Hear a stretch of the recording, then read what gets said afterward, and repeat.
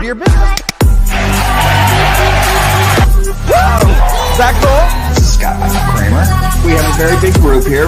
Welcome to the Social Selling Show. Coming right now. That's awesome. Hello, everybody. Welcome to DSA's Social Media Day. I am Scott Kramer, the Chief Brand and CEO at Multibrain. We are powering this event for you today, and we are so excited to be with you and to have you join us for some amazing, amazing training and the latest and greatest on social media. This is the first time that we're actually now bringing this event and this training to the sales force, to you, the ones in the field, the ones who want it the most. And we're so thrilled to be able to do that. It would not be possible if it weren't for the partnership and what we're doing on behalf of the Direct Selling Association. So first and foremost, I would like to bring up Joe Mariano, president of the Direct Selling Association, and Melissa Brunton from the DSA. Hi, Joe. Hey, Melissa. Scott. Hey, Melissa. Hi, good morning, everybody. Happy Monday. Hello, everybody. Hello, Scott. How are you? Doing great. We're so excited for today. We got an amazing event lined up here. Yeah. Well, we're excited too for any number of reasons. It's just so great to be able to speak to everybody and help them in their businesses, because that's what the Direct Selling Association is all about. Hey, I've got a pop quiz for both of you, and you should both know the answer. But if you don't, it's okay. When was the Direct Selling Association founded? Oof. I know the answer. I don't. You, Scott? I don't. 1910. 1910. That's right. So we've been around over 110 years, going on 113 now, right? And so it's really quite something. And the entire time that we've been around as an association, now I'm sitting in Washington, D.C., where our offices are. Our goal, our mission has been quite simple. Melissa, I won't quiz you on this one because I know you know it too as our senior vice president. But our goal, and I'm going to read it just to make sure I get it exactly correct, is to protect, serve, and promote the effectiveness of our member companies and the independent business people they represent, so many of whom are on this call today and will be listening in one form or fashion and learning. The second part of the mission, by the way, equally important, is to ensure that our member companies practice the highest level of business ethics and service to consumers. So what could be a higher calling than that for us to serve all of you who are participating? And Scott, I know all the work that you, our partners at Multibrain and the association, our association member executives have put in developing our social media guidelines and our social media approaches and the things that can help all of our independent business people do the job that they need to do and serve their customers, right? Absolutely. I think the concept, we started working together last year on this idea of kind of a best practices, a guidelines. And I remember, Melissa, we put together the communications committee and even a subcommittee of that. And the concept was, let's tell them what they can do, not what they can't. And I think we went in with that approach. We've come up with something great. And I think it's going to be the first thing we're going to share. Yeah. Can I correct you if you don't mind? Please. Because it's really not a matter of us telling people what they can or can't do. It's us all working together to say what we can do, right, as an industry and as individual salespeople as well. So I'm looking forward to today with great enthusiasm. Melissa, thanks so much for working with Scott and putting this all together. I know you've done a lot of work on it. Well, we are just thrilled. Thank you all. And let's get right into the content, right? Yep. Let's do it. Thank you both so much. Thank you for this opportunity. Let's get started. I mean, we might as well, let's keep this focused. I'm going to start with some things. I'm going to start and share a little bit from the DSA social media guidelines and best practices. So that said, I'm going to come over here and share my screen with you. And what we did is we put together a nice top 10 list for you. So let's take a look here. There we go. So these are the top 10 best practices, things that we feel you should incorporate into your social media as just a concept of a way where we can all come together and agree that these are best practices. Number one is share only photos and videos that you've taken or have the right to share. This is something that's really interesting. You have to be careful with, because did you know that if you share images from Google or where you found them, that they could carry alongside them? Somebody may have reported that as spam or reported that as they don't have the right. So if you share that, you have the potential of actually carrying that spam over, carrying that negativity of that image over. So be careful to always use ones that you know you have the rights to use or ones that you've taken. All right. So that's number one of the DSA social media guidelines and best practices. Number two, foster meaningful and genuine interactions. You know, you have to understand, even though we're living in a virtual world and this idea that you can spread your message out to so many people, there are real people at the other end. So the idea is you do want to respect them, bring value, and build meaningful relationships, which you can do online. Number three, think twice before posting. Privacy doesn't exist in the world of social media. I know we all know that. Posts can be discovered years after they're created. Comments and private messages can be recorded or copied through screenshots and shared later. You have to understand, I think I said this years ago. I said, transparency is the new privacy, right? So you've got to remember, think twice. Everything you put out there is public, all right? So just be thoughtful about what you post. Number four, always add value. People produce a lot of spam. Make sure your post value by providing helpful and thought-provoking content. Engage with your followers and cite from others' content that helps build on the conversation. One of my quotes that I use all the time is, the number one currency of social media is conversations. That's the idea of social media. So add value and produce content that generates conversations and engagement. Number five, always be honest about the products or services you're selling and your successes, creating a trusting relationship with your audience. Remember, people buy from people. It's at the core of direct selling. It's at the core of your success. People are buying from you. You want to build that trust. Number six, be respectful. Once you post something, you're inviting a discussion. This can encourage both positive and negative comments. Use tact in your responses, carefully considering how they will reflect on you and the company you're representing. All right. You've got to remember that you are opening the door, especially those of you who do Facebook groups. Facebook groups and all social media is designed to be collaborative. It's what's called many to many.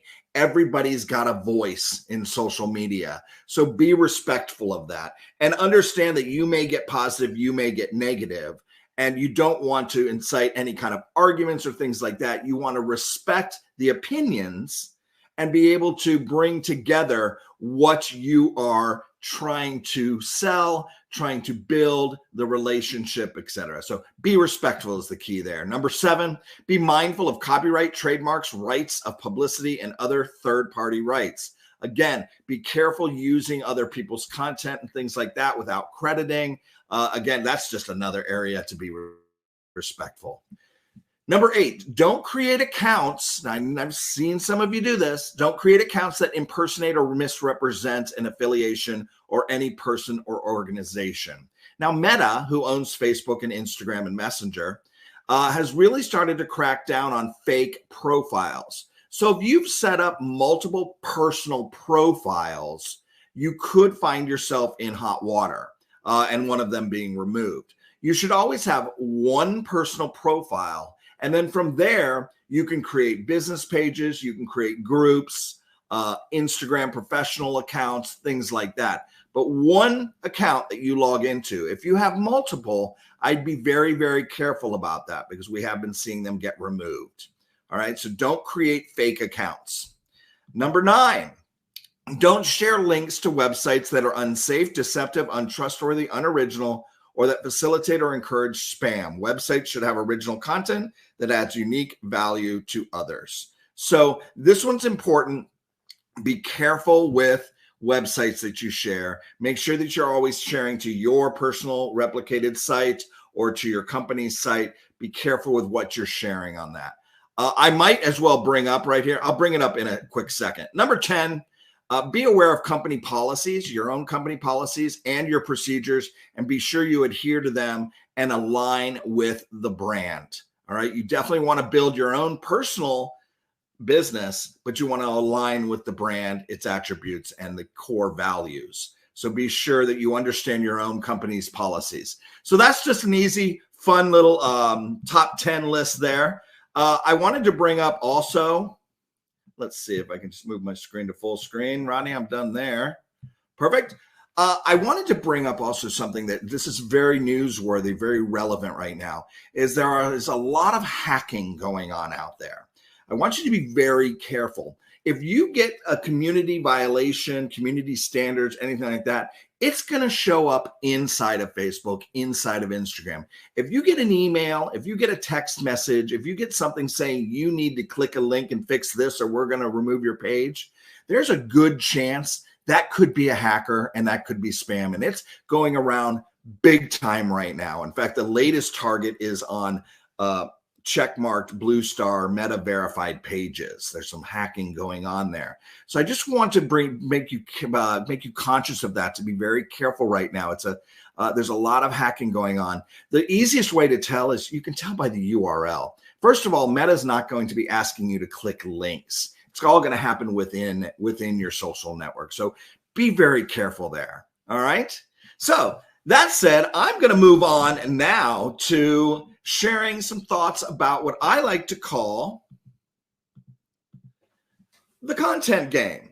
All right, let's talk about content. How many of you are feeling more and more confused, more and more challenged with all the different types of content out there? And what should I be posting every day? And what should I be doing? And what is the best content? Well, there's so much to this. I wanted to show you 3 graphics just to kind of get your footing. And I'm going to keep the graphics up here so that you can really look at them while I talk about each. What I want to do is I want to step back and not talk about should I post reels, stories, posts, videos, lives.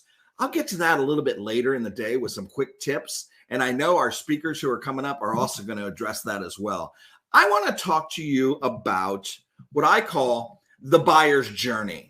All right. Now, as I walk through each of this with you, I want you to think of it not only with what I'm showing you right here, but I also want you to think of your own behavior. How do you use social media? How do you search for new products? How do you become attached or connected to a brand? How do you do things? Because chances are you're doing exactly what I'm going to show you here. So one of the best ways to grasp this is just to remember, what are your behaviors? How are you consuming content? How are you reacting to groups and communities and participating? And that's the way you're going to want to behave when you're building your business. So let's talk about what I call the buyer's journey, and then I'll break it down. All right. So the buyer's journey, the first thing is you research and discover.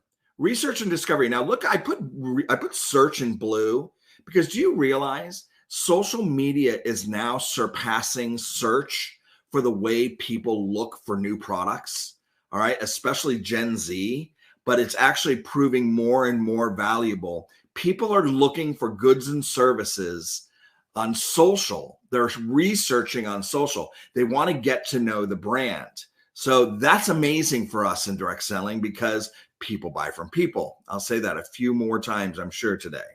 But research and discovery is the first step to buying a product. I want to go learn about it. Now, with social media, the interesting thing is step number 2 is I want to connect and engage with it. So if I'm interested in buying a new product, I'm going to look for it. I'm going to see what they say about it. I'm going to look at the competition. I'm going to research, right? And then when I'm kind of getting more interested in it, I'm going to connect and engage. I'm going to ask questions. Another beautiful, beautiful benefit of the buyer's journey with us because we want to connect with people. So that's step number 2 in the buyer's journey. Step number 3 is inquire and buy, the action step. All right. And you think, I did it. I sold some products using social media.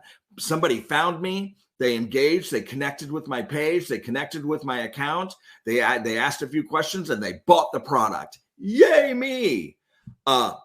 You're only halfway there. The real power of social media happens in the back half over here. All right. So somebody's now bought, they've inquired, they purchased. What do you do from there? Now comes the service and satisfaction. Okay. Now is where you really have the opportunity to build the relationship with this person. Hey, I noticed you bought this product. I just wanted to check in with you. What do you think about it? Do you like it? Can I answer any questions for you? This, in fact, right here, service and satisfaction is what gives you the upper benefit, the upper hand here when it comes to Amazon, any of these other places where I can buy, because now you can personally service your friend down the street with exactly the questions, the answers, the solutions, the upsell, the complementary products. You get to really build a relationship around their purchase. I call it service and satisfaction. Joining your VIP group, getting recipes or quick tips or how-tos or makeovers or any slew of things, how you connect with somebody. Doesn't have to be specifically to the product, but the overall connection. How do you service and get them satisfied? Because the real power of social media is in the advocate and share, is in the what I call the friends of friends effect. All right. So if you get a customer who is now a friend because you've serviced them, you're building a relationship, all of a sudden they're going to share with their friends how amazing you are and how amazing the products are and how they should connect with you. This, my friends, is social media. I call it the friends of friends effect. All right. So you don't think about just the people you know. You got to think about the people they know. And if you treat them right, they're going to open the door to your friends. All right. To their friends. Sorry. The friends of friends effect. This is, my friends, the buyer's journey. Now I'm going to take this down. Now I also have, by the way, I should have mentioned this at the beginning. There is a workbook for the entire day here for Social Media Day. You should see it right here at the bottom of the screen. You can download this, and we've created this book that you can print it out and you can take notes. You can, I like for in my section, I have these images in there where you can take these notes. And you also get ways to connect with the speakers, learn more. We've got some gifts and some great value adds in there, some freebies, some things for you. So all in the workbook. Make sure you download it at some point today. We will have some breaks so you can do that. Let me go one more step now. I want to simplify this buyer's journey for you because you're probably asking, Scott, what does this have to do with content and the content game? Well, what it has to do with it is, let's think about this business as a funnel. This is the idea of a funnel. You've got the general mass here. You want to funnel down to a customer, right? So I'm going to simplify what I just showed you and talk about the 3 steps of types of content you should use in each of the phases of the buyer's journey. Awareness is the top of the funnel. How do you get more people to know who you are and what you do? All right. So I've got some notes over here. If you see me looking over to my right, awareness types of content would be brand awareness, general information about you, your personal brand, your passions, why you're doing what you're doing, and the company you're representing. All right. Don't go in for the kill right away. Remember, first, all you're trying to do is establish a connection. All right. You want to build a relationship. Your goal with the awareness phase is get to the connection, not the sale, just the connection.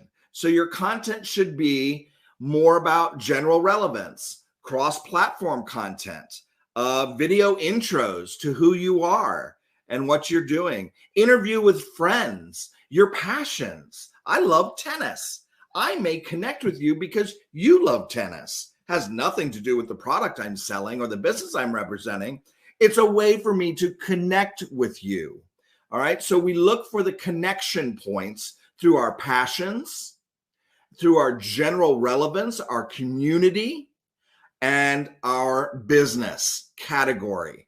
All right. Not the specific product. You want to go in for the I am an expert or I have a passion for this industry and for what I'm doing. I also live in this community and I want to share my favorite things about this community. So this is the softer side of your business. This is the way to generate connections. We call that the awareness stage. It's at the very top of your funnel. I like to bring friends in, other influencers, people from the community, guest posts, anything where you can get friends of friends and build a community. That's what you're trying to do at this phase, which I call the awareness. Okay. The second one is, let's see here, consideration. So now the next phase of the funnel is consideration. I connected with you and gosh, Johnny, you're kind of funny. I enjoy this and I joined your community and I really like what you're saying. And I too love tennis and I think it's great. And you know what? I'm considering looking at your product or joining your team. Can you tell me some more information about it? This phase is really important. The content you create around this phase is how to keep in touch, how to build our relationship, how to connect and kind of kick the tires. You want to try a demo? Do you want me to send you a sample? How can I get you to just maybe consider this product or this opportunity? This is the long game. Again, this is about the longer term connection. This is hey, thanks for liking my page or thanks for connecting with me on Instagram or on TikTok, wherever you're working your business. Thanks for the connection. How can we take it to the next level? How can we have a conversation? How can we maybe take this one-on-one? This might be I may want to look at a product demo. I may want to do a live. I may want to do a webinar, or I may want to show the benefits of the product. Again, I'm not going in for the sell here. All I'm doing is talking about the benefits. I'm trying to get them to consider this opportunity, consider this option to buy, join my team, whatever the action is. We're at the consideration stage. So you want to look at this part as, how do I build the relationship and get them to want to learn more? I think the ultimate goal here, honestly, what I feel is how can I have a one-on-one conversation with you? How can we go into Messenger and maybe chat a little bit? Or how can we do a live together? Or, how can I take this relationship to the next level? So think about that with your content as well, okay? And then the third step in this very, very simplified funnel here of the buyer's journey is the action. Great, here we go. We've built the trust. We've inspired them to act. We've had a conversation. We're turning these suspects into prospects. So now we really want to close the deal. We want to sell the product. We want to put sales content up. We want to put specials. We want to put opportunities for them to get free shipping or deals. Just be careful with the spammy commercially content, but this is where you want to show the value and what you can give to them. You want to service them. You want to tell your story, make it more personal, really attach the person. Again, what is it? People buy from people. So make sure the people is in with the sale. When you're buying this product, you're getting me. You're getting my guarantee. I'm going to be there to help you. I'm going to make sure you're doing good. I'm going to make sure the product arrives to you in good condition. I'm going to make sure that you're happy and satisfied. And if you have any issues, I'm going to be there for you. Put the personal into the product. So key in the action phase, because after that becomes like what I told you, the testimonials, the group, the community, the sharing, the customer stories, the sharing and advocating, the making your customers your best promotional vehicle, really, really driving home the, I'm going to spread this word because my experience was so good. That happens right here in the action phase. So there you have our 3-step funnel, but it's just not that easy. So I'm going to complicate things a little bit more for a second here, and I'm going to take you into one more. By the way, this is the full show: awareness, consideration, and action. Your content needs to be positioned against these. So every piece of content you want to post, ask yourself, who am I targeting? Am I trying to make somebody aware of my business? Am I trying to get somebody to consider it? Or am I trying to get them to take action? Not everybody just takes action. You got to get them up here in the awareness phase to connect with you first. Remember, just because you post a piece of content with a link and a 20% off and a free shipping and a price, first of all, if it doesn't get kicked out for being spammy, not everybody's ready to buy just because you posted it, say, hey, click here and buy. Social media is about building relationships. Social media is about connections. The currency of social media is conversations, awareness, consideration, action. That's the easy part of this. The new modern day funnel in reality, though, I just want to stress this a little bit more, is you have the awareness, the consideration, and action, but you also have this research loop. Again, after they consider, they want to go learn more, they want to research more, they want to dig in. Social media, you know how quick you can click around, but then they also want to go into the loyalty loop. So what is my post-action experience? The loyalty loop. That's where the friends of friends effect and the real power of social media is a satisfied customer sharing their story with their friends, not only about the product, but about you. Social media, direct selling, you. People buy from people. All right. So that's where I wanted to start off. I hope you guys enjoyed this. Again, it really is this idea of the overall buyer's journey and thinking about every phase when you do your content. All right. So I'll get in a little bit more into the content game throughout the day with some more mini little nuggets and share with you different ideas about creating different types of content for everyone, wherever they are in their journey. All right. So I hope you enjoyed that. That was our kickoff session here. What I'd like to do now is, I believe, let me pull up my agenda here. We're going to roll right into one of our main speakers here. Where we go. Yep. Okay. All right. So with that, what I'd like to do, I'm going to take this off my screen here. Hope you guys are enjoying this so far, and thanks for being with us. I'm going to introduce somebody who I think she is somebody who has really honestly transformed the way I do business. I'm not faking it here. I got to tell you, this is somebody that I consider and respect so much for what she has to say and the way she handles this topic and everything she does around digital persuasion. So Erin King is going to be our next speaker. She is a digital persuasion expert. She is the Chief Digital Officer of Strike Point Media. She's a best-selling author. She's, I would say, the world's leading digital persuasion expert, 2 times best-selling author, Success Magazine's top 10 must-see speakers in 2022. And I consider her a really good friend now. We've been around the block a couple of times. So without that, I'm going to cue the video and introduce to you Erin King. Go.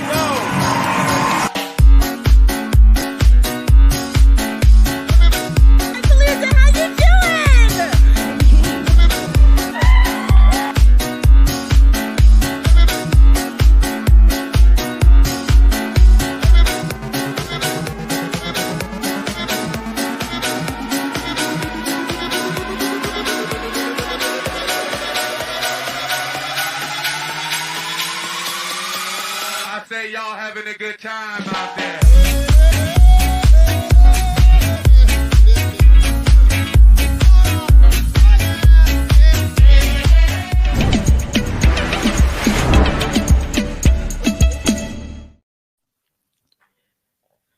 Good morning, Social Media Day, Scott. Thank you so much for that incredible introduction. We are talking all things social media management today, my friends. What's kind of interesting, when we talk about social media management, what we're really talking about is time management. What we're really talking about is life management. This morning, I just heard a stat that said, there's a million stats, of course, about how much time we spend scrolling on these devices. But this morning, the stat said that if you add up all of our scroll time, we actually spend about 3 months a year on these devices, on social media. And so I just want to start off by saying that when we think about social media management, being time management, being life management, it's joy management. It is a vibe that we are managing and how we show up for ourselves and our business. So can we just start by saying that if this is live footage of, let me get the slides up here. If this is live footage also of, we have my AV guy, Hartman, my husband here, who's clicking frantically. Do we have slides up, babes? Okay. Hold on 1 second. Oh, okay. All right, he'll get them up in a second. Anyway, so it's Monday morning. It is 8:30 here. We are coming to you live from Laguna Beach, California. And it is the beginning of May. Summer is coming, the start of a week. Your to-do list is getting longer and longer. And yet here you are, showing up and investing your precious time in your personal and professional development, in learning about how you can better use social media to grow your business. And so I just want to start by saying, let's just go ahead and salute the show up. Let's salute the fact that you are here spending your precious time to grow your business and to catapult your success. So do me a favor, put down your pen, put down your phone for a minute, take your right hand, and I want you to take your hand and put it on your back. And I want you to I know it seems a little ridiculous, just play with me. Pat yourself on the back, and I want you to say, good job, me. Good job, me. Maybe take two hands, good job, me. Maybe it's more of a fun, dorky, good job, me celebration dance. All right, good. We have celebrated the time that we are investing in ourselves, which is fantastic. Okay, now today, we all know it can be very challenging on a virtual to not be distracted by all the other tabs we have open, not be distracted by our phones. I recently attended an event learning all about deep dive AI technology, and I found it was one of the world's best speakers. It was still hard not to look at my device. So here is what I'd love to challenge you to do. Because you've already invested your precious time in showing up for yourself today, I want you to commit to either taking your phone, putting it face down out of arm's reach, maybe tossing it across the room. Maybe I like to put mine in my desk drawer. And the point of that is not just so you stay focused on me and what I'm going to share with you this morning, but so you can create the space that you need to be able to listen to what comes up for you. Because we know in these trainings, it's not necessarily the stats or the graphs or the to-do or all the things anxiety that social media trainings can certainly bring, but it's the space in between. It's listening for that aha moment, that insight, that moment for you where the speaker says that one key moment and it triggers that light bulb breakthrough, the one that you need to move forward after social media day and begin to take this entire experience from just a bunch of great ideas to real tangible implementation into your business and into your life. Is this working now? Okay, so this is us on a Monday. We're going to salute the show up. And before we dive in, finally, I just want to share that this is a time for you to really pay attention to not all the things anxiety.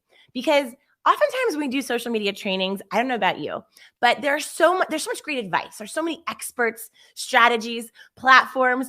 It can be sort of an all the things anxiety experience. And so for today, if in the past you've attended a training and maybe you learned incredible strategies, case study stories, but for some reason you found yourself walking away and nothing really changed. You still felt overwhelmed by social media. You still felt that your effort was not being matched by your results. And I'm here to tell you, it's not because the strategies you learned were not good. It's not because the experts that were teaching you were not fantastic. It's not because you were lazy. The reason that you probably have not seen the results that you would like to see when it comes to really elevating your social media success is probably because the framework that you learned was quite simply too complicated for your lifestyle.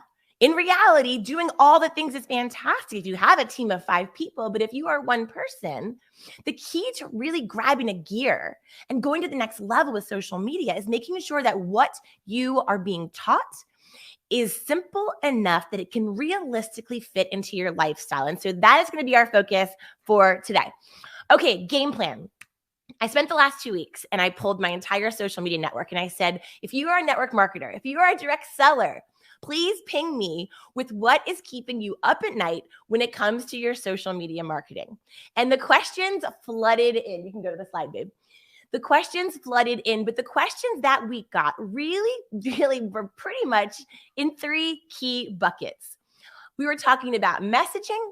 We had questions about mechanisms, tools, and platforms. And finally, we had a lot of questions about mindset. So we're going to go through those 3 key questions today and hopefully surface some of those aha moments that you need to take your business and your social media presence and your life to the next level. Social Media Day, friends. How's that sound? Good? Let me hear you cheer in your house if you're here for it. Awesome. In the meantime, too, if you want to jump on Instagram, Ashley from my team would be monitoring all of our DMs. So if you have questions that you'd like to ask me, you can go on Instagram, mrs.aaron.king, ask your question. Our team is going to be watching. I have my computer here pulled up as well, so we'll be looking for questions, and I think Scott will have some for us later as well. Okay, friends, let's do this. The number 1 question that I am asked morning, noon, and night, online, offline, all the time is this: what should I post? And really, the better question we want to reframe for today's conversation is not necessarily what should you be posting, but how you should be posting. Now, a study came out that I found fascinating in 2020, and the study found that not only are we more persuasive face-to-face than we are on digital, but we are actually 34 times more persuasive when we are talking or on a Zoom or on a live than we are when we are typing. To break down that math, friends, and I am no math whiz, but the math is this: it took 200 digital asks. Will you look at my product? Will you consider me? Will you look at this link? Will you like my post? Will you share this message? 200 typed requests to equal the same number of yes as just 6 in-person asks. This is why at the core of the direct selling business for decades and decades, in-home parties and face-to-face moments were so powerful. Because the reality is that there's a difference between how we type and how we talk. And this is at the core of how you want to think about your posting, is shifting yourself into a simple methodology that can help you show up more consistently and more persuasively. So, question for everyone in the audience here today: what is the least persuasive word in the English language? Also the most used? Go ahead and shout it out at your computer screen if you know the answer.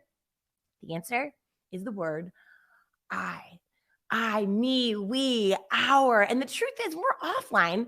We only use the least persuasive word in the English language less than half the time, 40% of the time. Like the scene from Bridesmaids, one of the inarguably greatest movies of all time. Helen, amazing. So in the scene from Bridesmaids, they are kicking the tennis ball, hitting it back and forth over the net.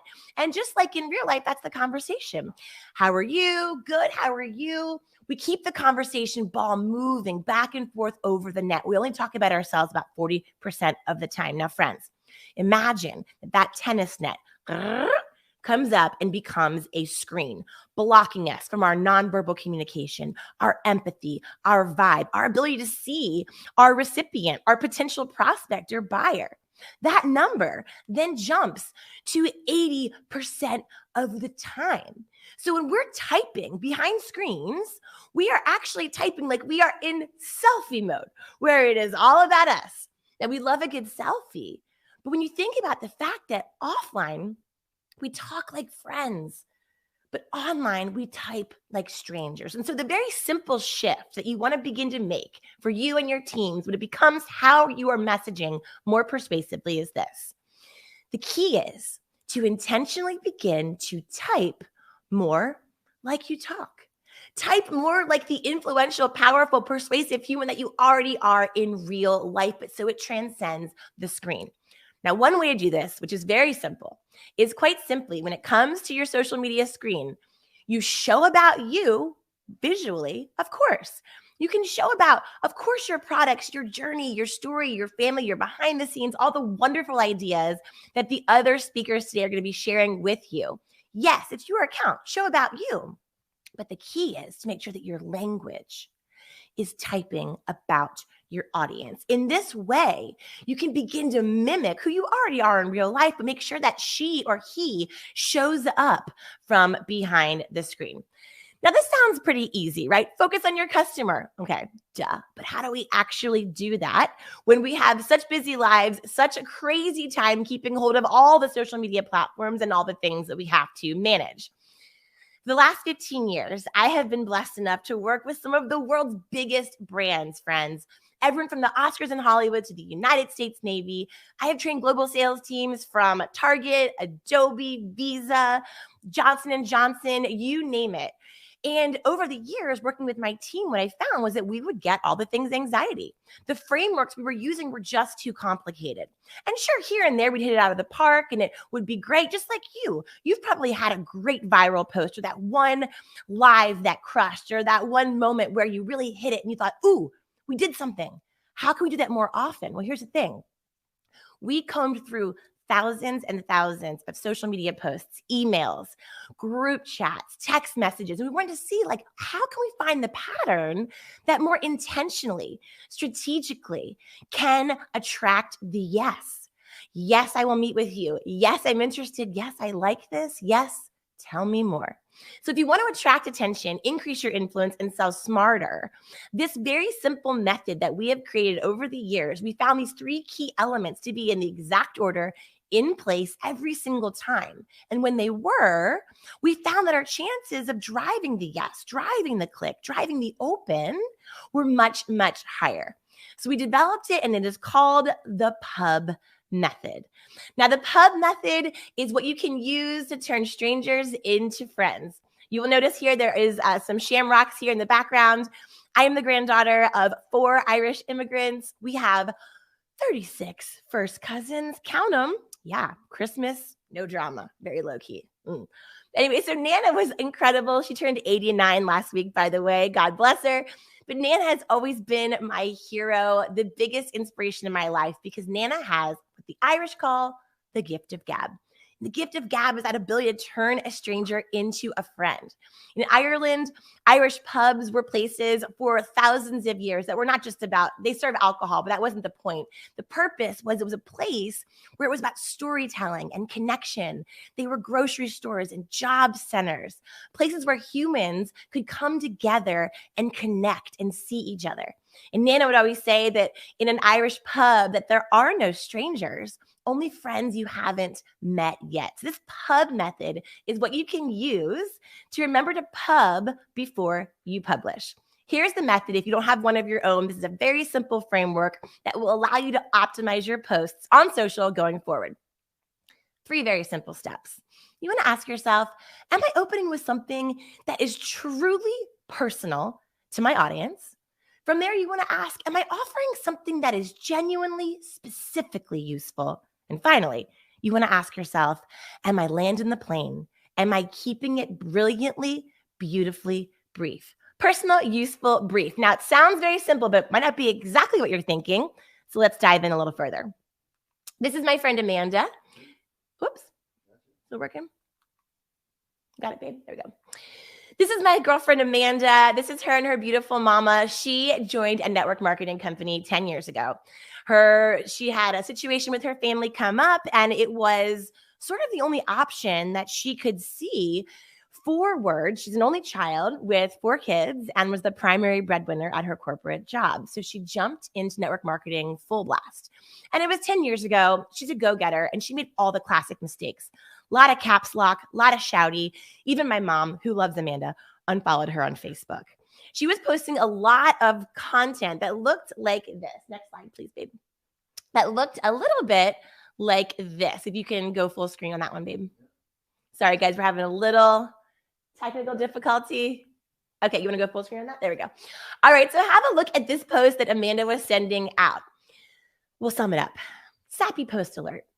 When I decided to walk away from my corporate career and become an ambassador for a health and wellness company, I had no clue what I was doing. What I had was a desire for more. I didn't know how it was going to go down, but I was hopeful I could have the best of both worlds.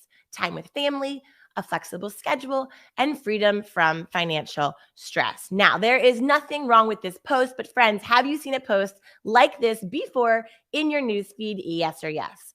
Yes, of course you have. So I sat down with Amanda because she was so frustrated. She said, no one is engaging with my content. People are unfollowing me. I need to get traction on this immediately. So I said, I have a method.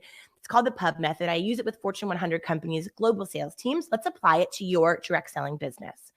I said, let's begin with the very first 10 words. Are we opening with something that is truly personal to your audience so they can see themselves in focus? So we changed around the open from starting here to looking at what was going wrong. What was going wrong was that there was a landmine of I bombs and my bombs. The truth is, every single time that we have a landmine of I bombs and my bombs, our audience is not the one in focus. They are not in the selfie. We are. And so every time we say, like, I'm so excited too, I wanted to reach out, I was hoping to, I need, we are typing like we are in selfie mode. So the reality is here, if you notice when I came on camera earlier, I didn't say, I'm so excited to be here, which is what we do, right? You turn on your live and you say, hi guys, I'm excited to be here. I wanted to come on. If you notice, flipped it around and said, have you ever thought about the fact that social media management is actually time management? Have you thought about the fact that time management is actually life management? Flipping the focus so your audience is in the selfie right away is the fastest key to making sure you stop the scroll. Immediately grab their attention, have them lean forward and see those 3 magical words. Tell me more. Here are some of the tried and true magical phrases that my team and I have surfaced. This is 15 years, you guys, of A/B testing, thousands of posts. Have you ever imagined that you, so there you are?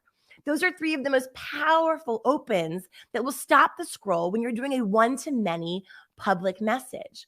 When it's a private DM one-to-one message, instead of saying, I wanted to reach out, you can flip it around and say, your proper noun, your person, place, or thing is fantastic. Your relationship, your vacation, your dog, your kids, your workout, something specific to them where they say, ooh, I'm in focus. Or my very favorite phrase for a cold reach out to a prospect, it looks or seems or sounds like you. It looks like you. By flipping the focus, now we begin to care. So for Amanda, she changed the open of her post to say, have you ever thought you had life perfectly planned out, but then something unexpected threw you way off your path? DSA friends, does this resonate for anyone from what we've all been through in the last 2 or 3 years? Can I get a yes? Of course. Now we're saying, well, yeah, couple things have thrown us off our path the last 2 or 3 years. The truth that we all know to be true is that persuasion is personal. Persuasion is personal. And so when we begin with what's personal to us, me, I'm so excited. Look at my product. First of all, we sound just like everyone else. But secondly, we're not really triggering that primal instinct yes, where someone says, ooh, this is about me. Go on. Persuasion is personal. So the next step of the method for Amanda's post, we sat down and said, okay, are we offering something that is truly useful? Now, on social media, we are all guilty of believing that posting an image of what we are doing and then describing said image is useful. You have always on vacation Vicky telling us that she's still in Italy. You know, she's eating all the carbs and all the gelato, but she's losing weight because she's walking so much, right? We have perfect mom Pam just in her white jeans, just running around. She's 97 children, but everything in her house is perfectly white, right? She's like, here I am with my kids. We can see that, Pam, and we love that for you. You got just went to the gym, my personal favorite. You know, this guy hates shirts, but he loves a good bathroom mirror selfie. He's like, just went to the gym. We can see that, Jim, right? We're so guilty of posting images and posting videos and then just describing what we can kind of already see. What's truly useful is what your audience cannot see from the image alone.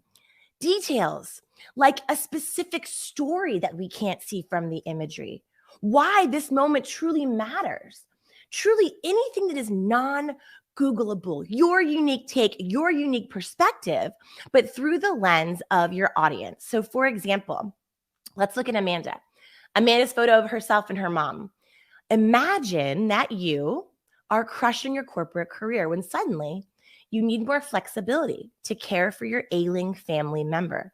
That's where I found myself just 1 year ago. Now, pause. Now, Amanda's talking about her why, her non-Googleable for joining this business. But by flipping it around and saying, imagine that you're crushing your career where suddenly you need to care for someone in your family. You know, her mom was sick and needed help. Anyone who has ever had to care for an ailing family member, and raise your hand if you're on that team with me, because it is no light task to undertake. They're going to stop their scroll and say, yeah, I have been there. Or if you haven't had that exact situation, you may have had a moment in your career where something came up where you needed more flexibility. The point is when we flip that language, now our audience is listening. Now they're open to our message because it's truly useful that you're sharing what you can't see from the polished, perfect Instagram photo of her and her mom. We're seeing the backstory. So when she finally says, yeah, that's where I found myself. Well, now we're saying, go on, Amanda, tell us more. Okay. Finally, and this is the step that is the most challenging for most of us who have big, bold personalities.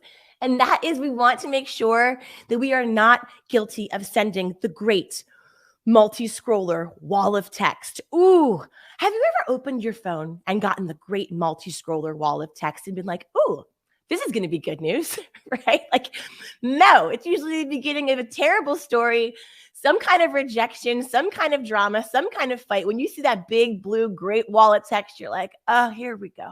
You know, this is the beauty of emojis, people. Actions speak louder than words, and an image tells 1,000 of them. So we have to figure out how to become more brief and land the plane when it comes to our social media content. When we're behind screens, we tend to repeat ourselves. We tend to go on and on and on because we cannot see the human on the other side of the net or the screen going, oh, wow, we're still with the religion and the politics. Okay, that was a choice. We're not going to bring that up at book club, right? There's these moments where we can't see our audience either like falling asleep or checking out or looking at you like you're nuts. We can't see these nonverbal reactions, so we just go Dear Diary, show up and throw up, all the things. The best way to keep it brief, and trust me, this is the hardest step for me because I'm a talker, all right? The best way we can keep it brief is quite simply to land the plane by ending our message with a quite simple A or B. A or B. So many times we make the classic mistake on social media of asking an open-ended question. How was your weekend? What do you think? The problem is it's too vague, it's too big, and it's too much work. Think about how you scroll through social media. You're in line at Starbucks. You're trying to escape a boring meeting. You're checking out from a virtual training, which obviously you're not, but other trainings in the past, maybe you hadn't been to social media day yet where we brought the fire for you, but you're escaping your lean back psychology. You're wasting time. You're not in a lean forward psychology, like typing on Google. And so to come up with an answer is too much work. It's too much typing. That's not your psychology. And we're oftentimes afraid that our answer won't be good enough. If someone says, how was your weekend? And I said, gosh, I killed it. I was in bed by 9. I got to watch the new Bridgerton Queen Charlotte, which is fabulous. I had a face mask on. I was living my best life. Maybe the person underneath, like Scott Kramer, you know, he and Angel just went to Palm Springs for a fabulous party, having all the fun. Well, now my weekend looks pretty lame. So I delete my comment because now it's not as cool compared to someone else. The open-ended question seems like it would create more engagement, but it actually creates less engagement. Psychologically, we cannot help but weigh in when our choice is A or B. So for Amanda, we ended her post with this. If life has thrown you a curveball lately, which are you choosing to embrace, faith or fear? Faith or fear? Faith or fear? DSA, Social Media Day fam, can I get a faith? Nice and loud. Shout at your computer screen like no one's listening because I can hear you. Of course, we're choosing faith over fear. But by giving them a quick option to weigh in, you're going to create a lot more engagement around your post. So let's look at the difference between her original photo with her original post, which is fine, nothing wrong with this. And then when she put the pub in publish. Before I show you, same image, pub caption, disclaimer. We all know that the Instagram algorithm is very complicated. Okay, what time of day did you post? What hashtags? What are the Kardashians doing? Is Mercury in retrograde again? Why is it always in retrograde, right? There's a lot of factors that go into it. But that being said, we shared the same image with a pub caption. Now, this has 19 likes. If we're using a like as a metric of people saying, yes, tell me more, look at the difference. Same image, pub caption. 10 times the yes, 10 times the likes. That is a huge difference in how the world is responding to her. So Amanda began to use the pub method. She now, 10 years later, is at the very top of her network marketing business. She has thousands of incredibly dynamic men and women in her downline. Her mom is doing great. She's taking care of her. Her husband is backing her up. Everyone is living their best life. She looks, sounds, feels, is incredible. And most importantly, my mom is following her on Facebook again, which is the best news of all. So this is how you can begin to think through looking at your posts, your DMs, even your lives and presentations like this. Flipping the language in the beginning to a little more you, a little less I. Making sure you're being specifically useful with non-Googleables, what they can't see. Show about you, of course, but type about them. And finally, keeping it brilliantly, blessedly brief with a gorgeous A or B ask. Do you want to talk on Tuesday or Thursday? Would you prefer product A or product B? When you think of this, does it make you think of A or B? Getting into that habit, you'll begin to start to see that your responses, how the world says yes to you, how you turn strangers into friends online, will begin to completely revolutionize your success, your results, and most importantly, make sure that you are selling smarter and using this precious time by prioritizing using an intentional optimization technique. Okay, we're going to pause there for a second. I am getting a lot of questions on my Instagram, but Scott, I know that you're getting questions as well. Do you want to come up on stage for a minute and kind of let us know how the Social Media Day community is faring so far in our training today? Absolutely. How you doing, Aaron? Good to see you, Scott. Good to see you as always. You know, I love this segment so much. I use it. You're in my head when I write every single email now, because I'm the king of starting with the kind of the no value first 10 words, like the I hope your day is going well, which is such a waste. And then the I wanted to reach out, you know, it's so hard. How do you this one questions comes in with this pub method. How's it differentiate between DMs or private messages versus posts and things? Like, do you have to make it more personal? Like, what? Talk a little bit more about just how I interact with people then. Yeah. Well, first of all, don't feel bad, because I have taught this for over a decade, and I will still find myself, and I'll go, oh my gosh. So it's very hard to retrain the brain, but it's like a muscle. And once you begin to build it, it does become more natural, as you found sort of using this throughout some of your creative campaigns. The key here is to keep in mind that what feels comfortable in real life is not what feels comfortable necessarily online. So for example, if you and I sat down, as we do in one of our meetings, and I just dove right in, you would think, whoa, this is kind of awkward. This is sort of, we're not building rapport. It's a little bit like too soon, coming in hot, right? So online, we try to do that same throat clearing, that same let's get everyone comfortable. But the reality is, we are getting 300 messages a day, as you know. And so our brains have evolved to make decisions faster and faster. We have about 10 words about the length of a mobile notification preview. Think about how you go through your email. Care, don't care, friend, foe, right? So we make decisions so much faster. So it feels rude to just dive right in with the message, but your recipient is actually grateful. It's like, oh, thank God they got to the point. They're getting in there, right? Now, for one-to-many versus one-to-one, you know, the one-to-many, you can use that language like, imagine that have you ever, once you've stopped the scroll because someone sees themselves in your journey, then yes, you can flip it around and say, that was me too. Here's what happened. Because now you've earned the right to share your journey with them. When it's one-to-one, the key here in DMs is that when it comes to being the modern 21st century social seller, research is the new listening. I never, ever, and I never say never, but I really never, ever will message anyone, Scott, that I do not know without giving them a Google. Publicly available information. It sounds so simple. And yet, how many Zoom calls do we get on with a prospect where we haven't researched them? How many times do we reach out with our pitch and we haven't even given them a quick scroll through either their profile, anything publicly available about them, their business, anything at all that you can open with that says, Scott, it looks like you are an avid traveler, or it looks like you are based in Texas. It looks like you have an incredible company called Multibrain. Those opens are not going to make us immediate friends and besties if we're strangers. But what it does telegraph is, I see you, I did the work, I looked you up.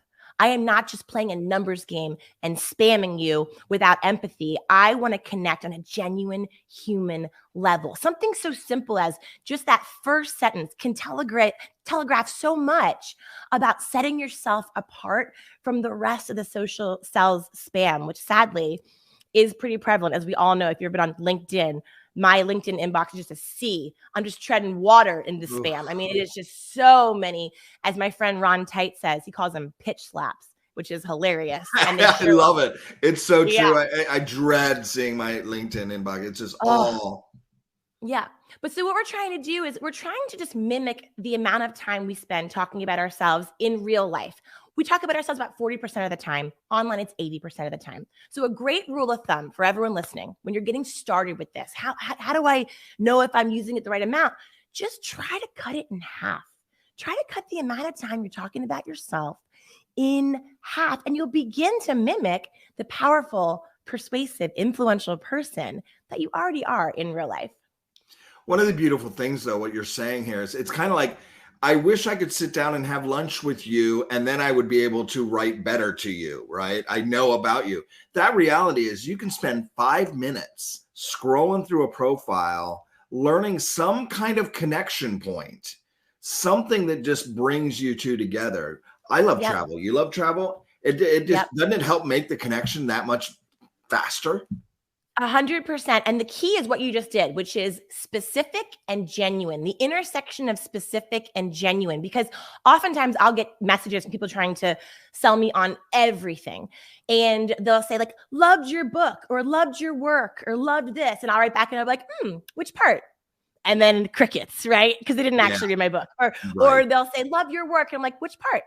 Nothing, right? So the key is specific. It looks like you love traveling in Latin America, and then genuine. If you don't really like to travel, you're not going to have much to talk about if you have fear of flying, right? So it has to be that specific, genuine, because if you just come out there and say like, love what you're doing, the problem is if you aren't genuine and you aren't specific, this strategy will actually backfire. Because our BS meter is sharp, it is alert, and it will turn us off so fast and turn that maybe into a no very quickly. So genuine and specific. So I hope that helps before we move on to our next question for the rest of the session. No. I'm actually gonna step out. I want you to keep going because I know everyone's loving what you're giving here. So I know you got some more. So why don't I step out and come back at the end? Sounds good. Okay, fantastic. So, babe, we're going to put the my AV guy, my husband, babe, very professional. Can you put those slides back up, please? Okay, so the pub method. So our second area here, we have about 15, 20, 30 minutes left in, I think 15 minutes in today's training. Second key here is we're going to be talking about mechanisms, social media mechanisms and tools. Now, the second biggest question that I have been getting, really the first biggest question as of the last couple of days, is all about the brand new technology that is freaking everybody out, artificial intelligence, particularly how we use a little tool called ChatGPT. Okay. Now, in 15 minutes, we are not going to unpack everything we need to about ChatGPT, but let's go ahead and skim the surface. Let's address the elephant in the room, okay? I just did a talk on this recently in Texas, and it's interesting because everyone is so afraid of the real question that we are all asking. And at the core of what freaks people out about AI and ChatGPT is a heavy, existential, loaded, complex question. And that question is this: Are we going to be replaced by artificial intelligence? Ooh, okay. Yes. Monday morning coming in hot with the super simple softball questions. Now, what I want to share with you is for the last 5 months, I run a digital agency called Strike Point Media. We're an Inc. 5000 company here in Laguna Beach, California. And when we first saw what was going on with ChatGPT, I will never forget, it was the first week of December. We had the cinnamon Christmas candle. Mariah Carey wasn't annoying yet. It's the holidays. Life is good. And then my husband Hartman over here, my AV guy, shows me ChatGPT and immediately ruined the peaceful Yuletide vibe because it was so mind-blowing. From that moment till today, about 5 months ago, we have been at my agency testing all kinds of AI tools across so many different disciplines and opportunities across so many verticals and industries. I'll give you the headline. Where I stand today, Monday, May 8th at 9:05 a.m. PST, my ultimate position on the role of AI, particularly in the direct selling industry, is that it is not human versus machine. It's human plus machine. This is not about being replaced. This is about being enhanced. And so a better question we should be asking ourselves instead of will I be replaced is this. You want to be asking yourself, how can I better use these artificial intelligence tools to enhance my emotional intelligence? Let's take a look at ChatGPT because it's the hottest tool on everybody's lips.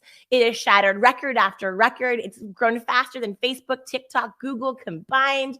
This is a platform that has passed the MCAT, the LSAT, the MBA exam. And so let's look at how most direct sellers are starting to experiment with this tool when it comes to leveraging AI for their social media content. Now, lean in, phones down. This is really, really an important point here.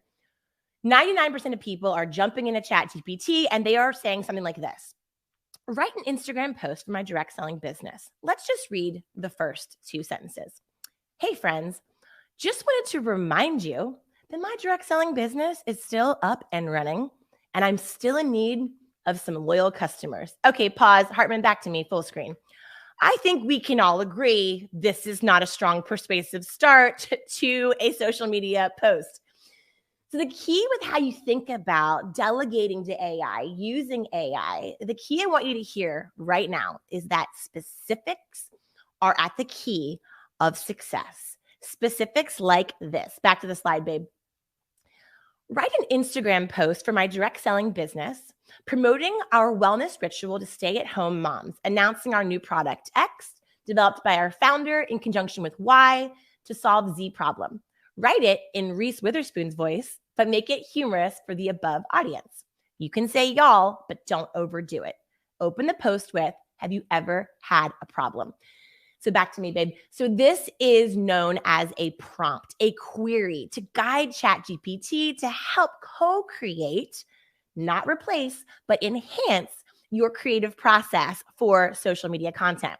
Let's see how it did. Back to the full screen, please. Have you ever had a problem? I mean, I think we all have at some point. But guess what, y'all?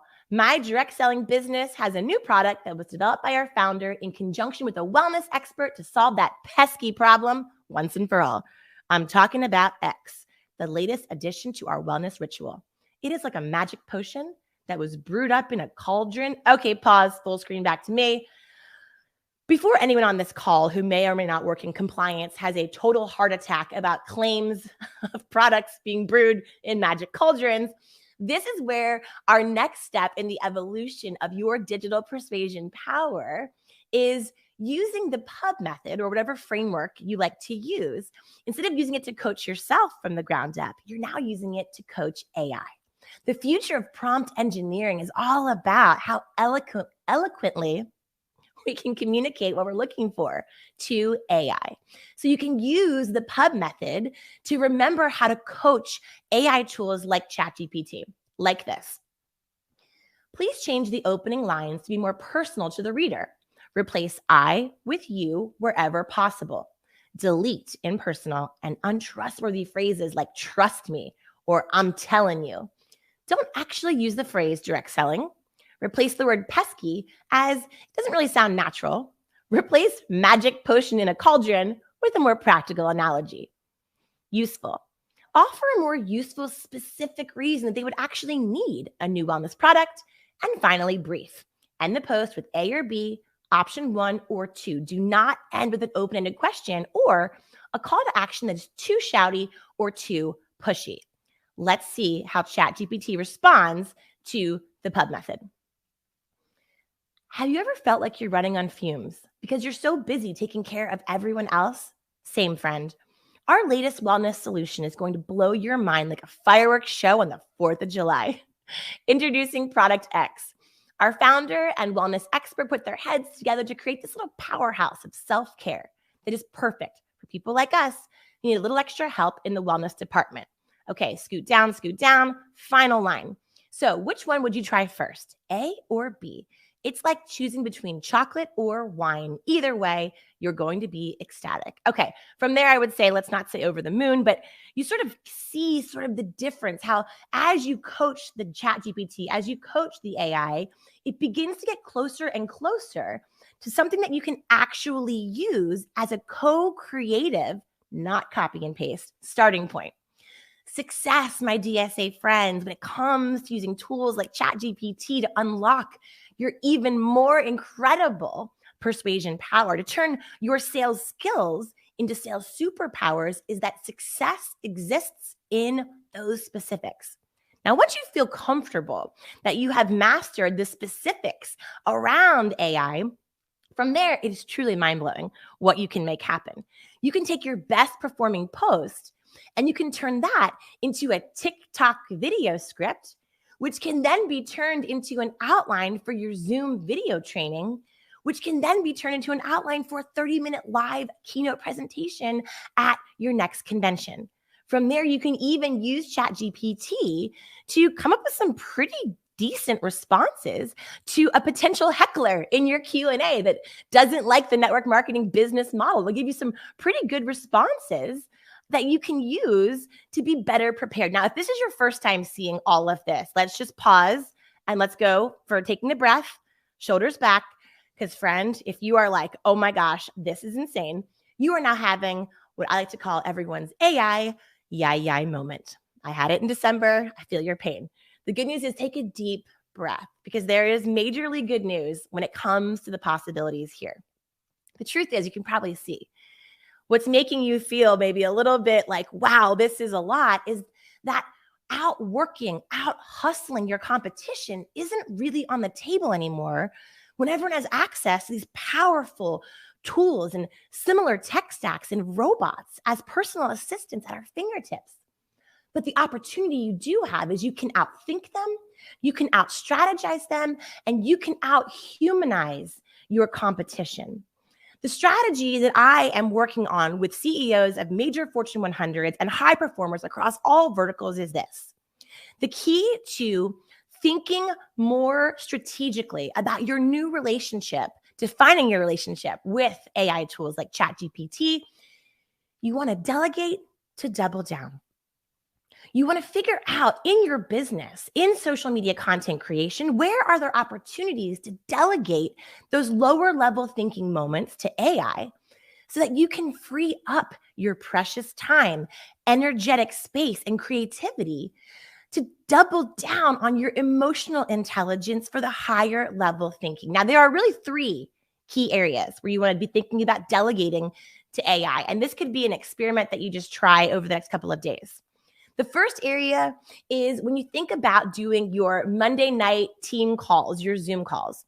You can use, maybe it's on Facebook Live, you can use ChatGPT to create a more sequential training program versus feeling that like last minute paper due tomorrow college anxiety that you might feel before doing a training. You can now begin to build it out, maybe do a 3 or 6 month game plan. So every time you're showing up as your big, bold, beautiful self on camera, which only you can do, because last time I checked, AI still cannot speak. Unless AI is coming out of your mouth and you are Stephen Hawking, we are more persuasive talking than we are typing. And right now, we still own the talking. So let's double down on it.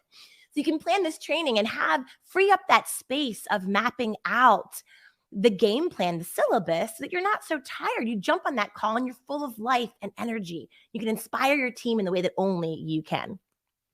Second opportunity is around customer service. If you're getting certain repeat FAQs in your DMs and your emails, you can begin to use AI to create some pretty decent responses that will sort of save you that time from always starting from scratch. Finally, social media content, which we kind of dipped our toe into the iceberg of what's possible when it comes to using ChatGPT to create social media content. More on that in a second. Now, the big takeaway, DSA friends, that I really want you to walk away feeling empowered and excited and calm is that there is a huge, huge opportunity for the direct selling industry in particular to really double down on EI. Persuasion is personal. This is your moment to figure out all the ways in your business where you can double down on what AI can never replace. And that is your radical humanity, your empathy, your creativity, your authenticity. This is an industry where you are able to change your life and change your business and help others and link arms, and a rising tide lifts all of those boats. But only when we double down on the fact that only you can be a dynamic storyteller. Only you can be a genuine, active listener. Only you can be someone that gives a real recommendation.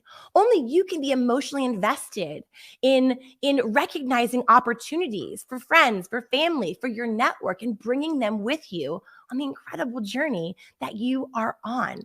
Only you can be a connecting human who feels personally and deeply, and persuasion is personal.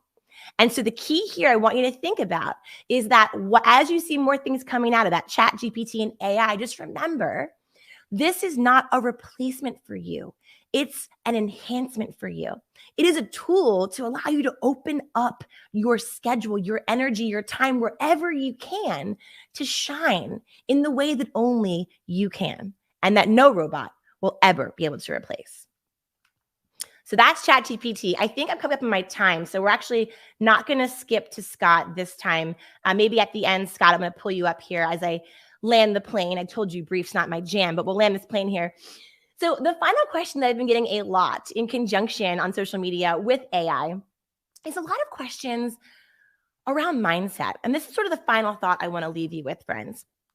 The biggest question that I get day in and day out is some iteration of the question, how can I stop feeling behind? And I hate, and I use the word hate very, very sparsely, very scarcely. And I really do detest getting that question, because if you think about how hard you are working with the gym and the dinner and the kids and the meeting and the business and the bills and the deadlines and the showing up and investing in you and your business like you're doing on this beautiful Monday morning, it makes me so sad to think that we're still, after giving our best, feeling behind.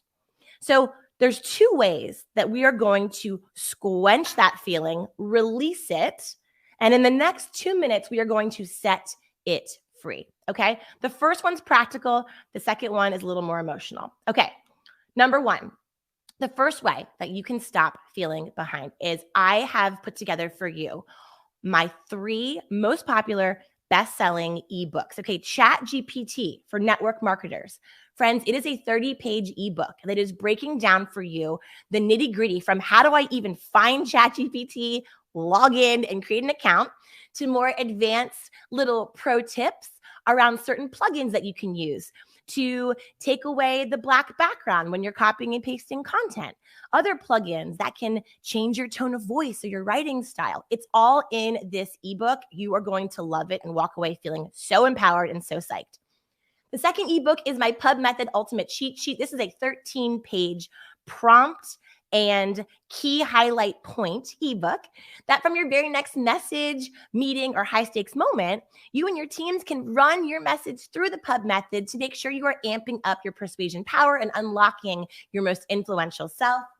And finally, I'm giving you my 100-page, count it, if you print it out, go double-sided, my 100-page big deal diary, which is all of my prompts and affirmations around unlocking what I like to call your big deal energy, stepping into the mindset that you need to not feel all the things anxiety, but instead to feel empowered, to feel ready, to feel more than confident, to feel audacious, to feel like that version of you that you just know when you're getting started, you just feel like, you know what?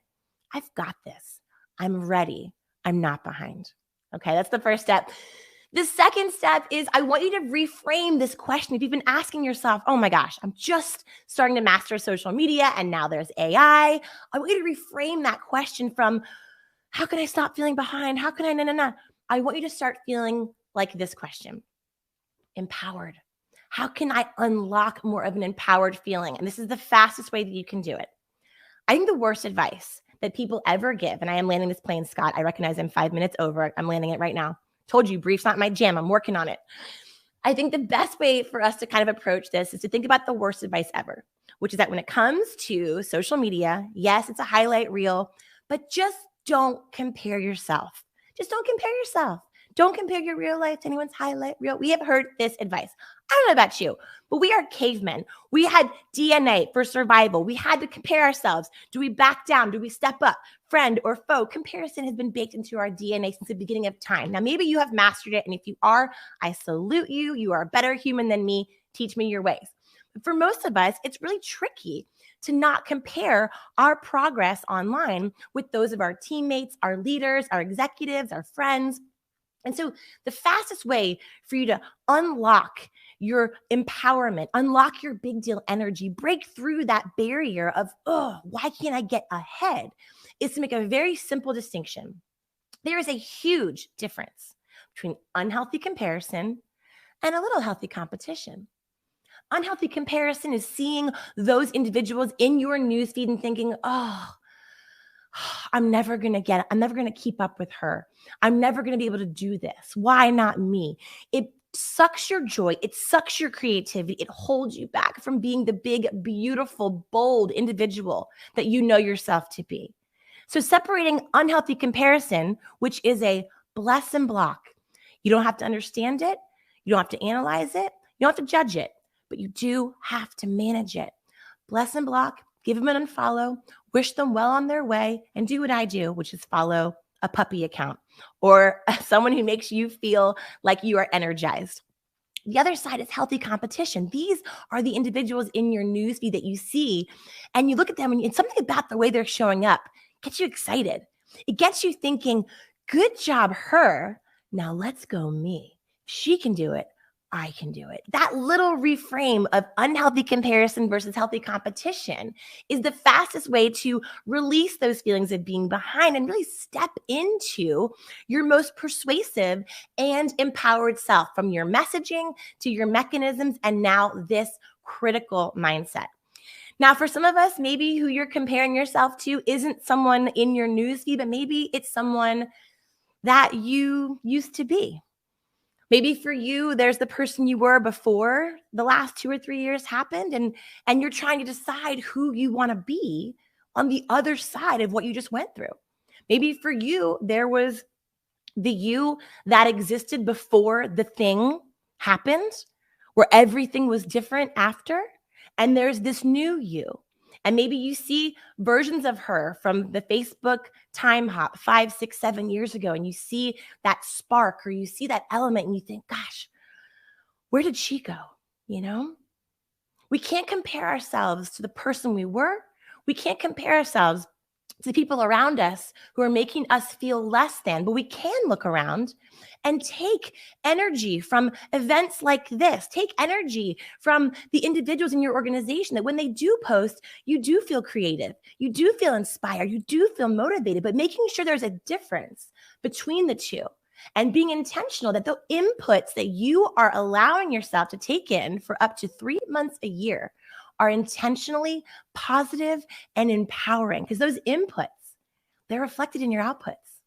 And so as we salute you showing up today, as we salute you keeping your eye on your own paper, being radically grateful for showing up today, for putting in the work, for diving into polishing old approaches using maybe the pub method or whatever sales framework feels right for you being brave enough to try something new like AI, maybe Chat GPT, and even maybe with mindset, challenging yourself to rethink how you're intentionally taking in the messaging every single day with every scroll. Today is your moment to decide exactly the one specific action, because it's not going to be all the things, right? That's too complicated for our lifestyle. But what is the one action, trying the pub method, experimenting with Chat GPT, or maybe just blocking, unfollowing those 2 or 3 humans that just make you feel smaller? Doesn't matter if it feels embarrassing, just set them free. Open that up for yourself. Today is the day for you to honor this journey and not just celebrate all the social media success that you'll continue to have after an incredible day like DSA Social Media Day, but to really honor and salute that you have showed up to step in to the version of yourself you know that you were born to become. I salute your show up, and I'm so grateful for the time that you have spent with us here today. My name's Erin King.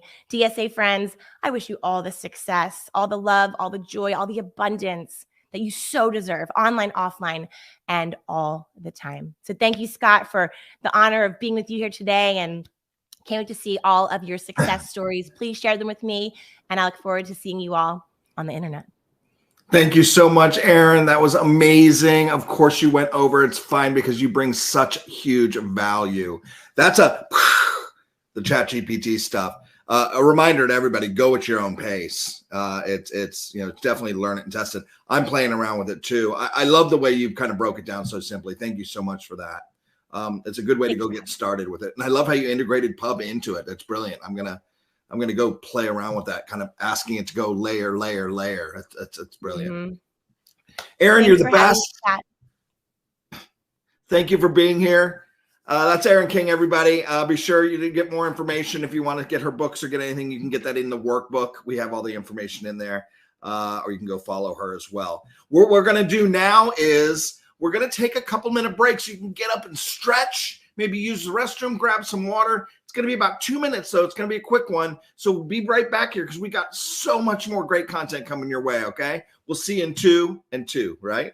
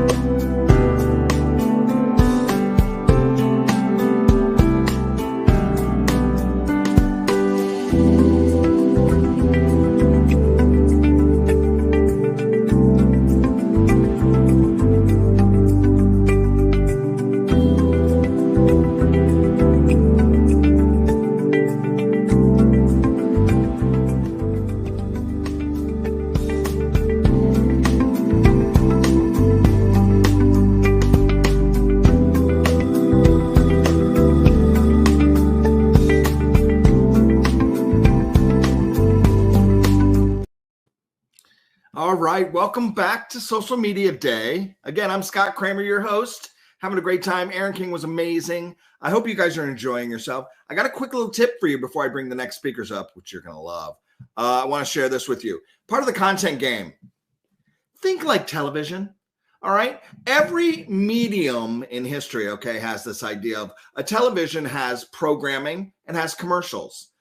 Newspapers have editorial and ads. Magazines have editorial and ads. Radio has speaking and commercials. All right. I want you to start thinking this way real quickly. Okay. Think like a television. All right. Think like a television show. I come from television. 30-minute show is actually 22 minutes of the actual program and 8 minutes of commercials. So when you're posting content, do you think people want to watch commercials, or do you think they want to see content? They want to be entertained, educated, enlightened.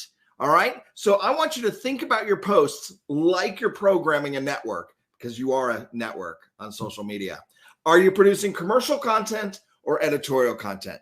More of that, less of that. That's a quick tip. All right. Let's bring up the next. The next two speakers are amazing. You're going to love them.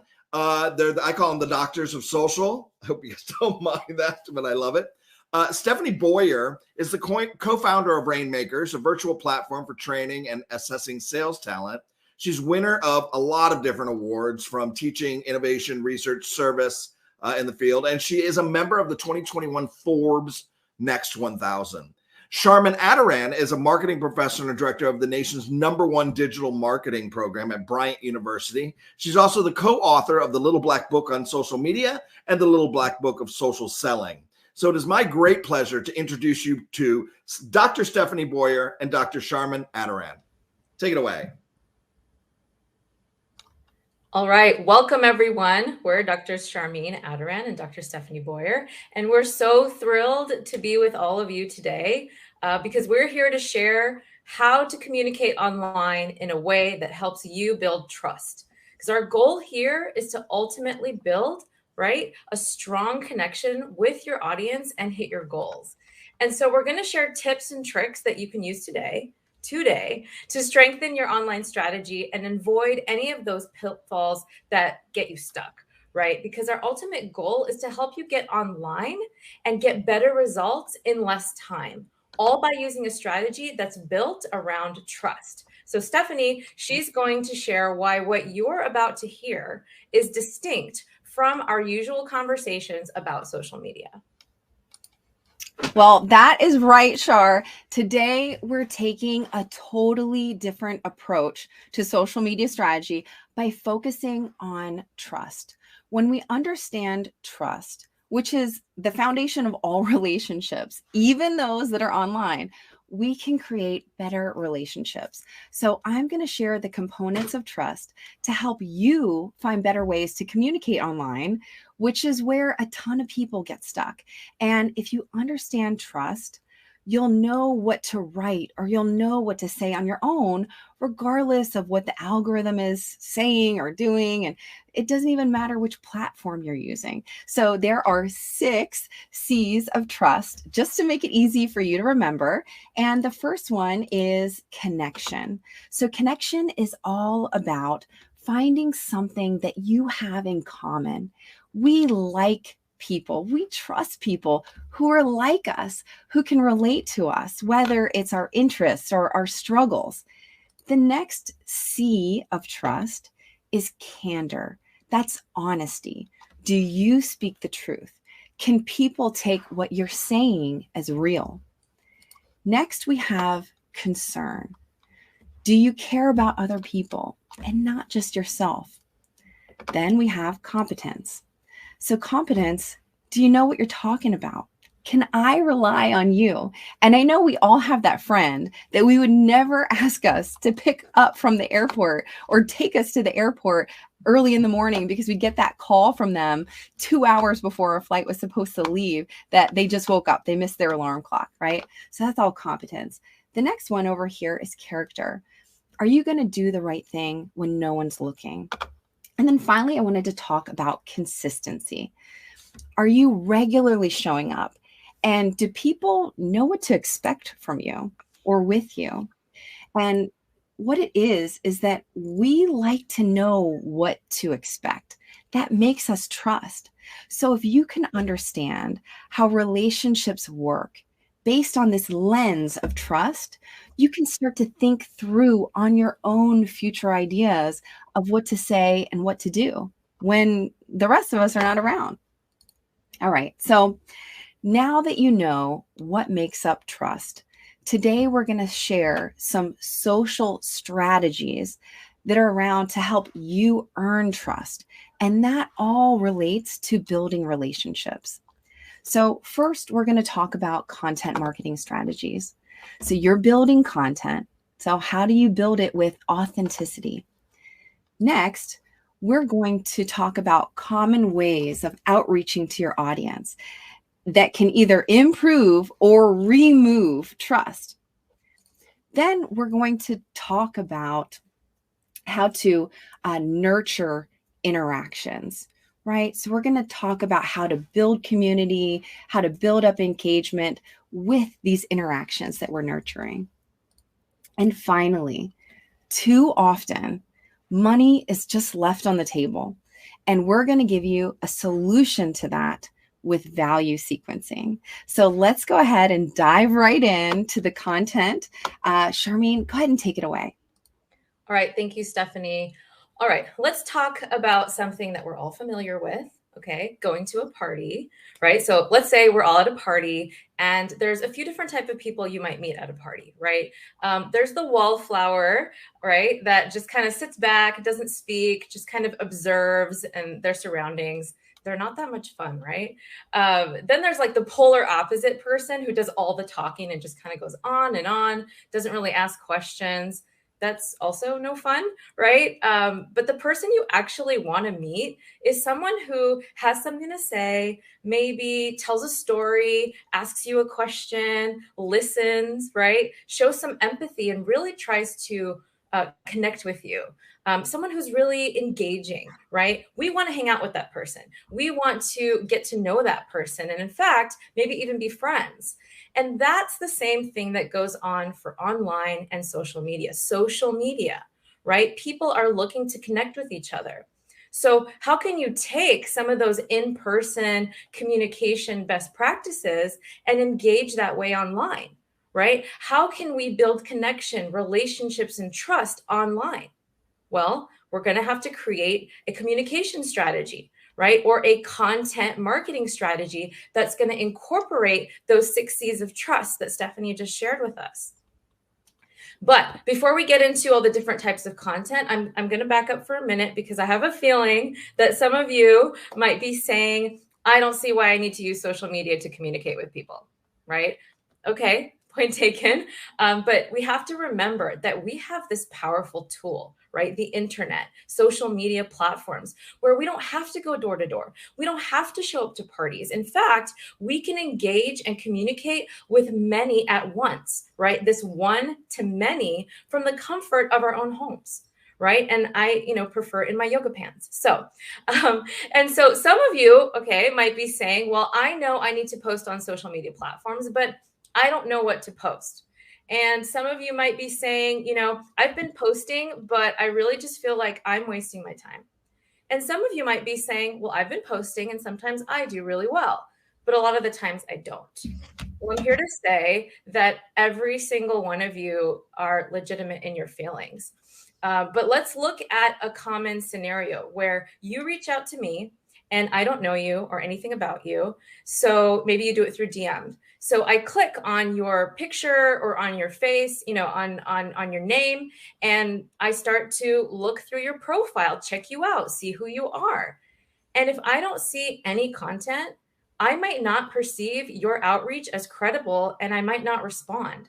And that's not the result that we're looking for, right?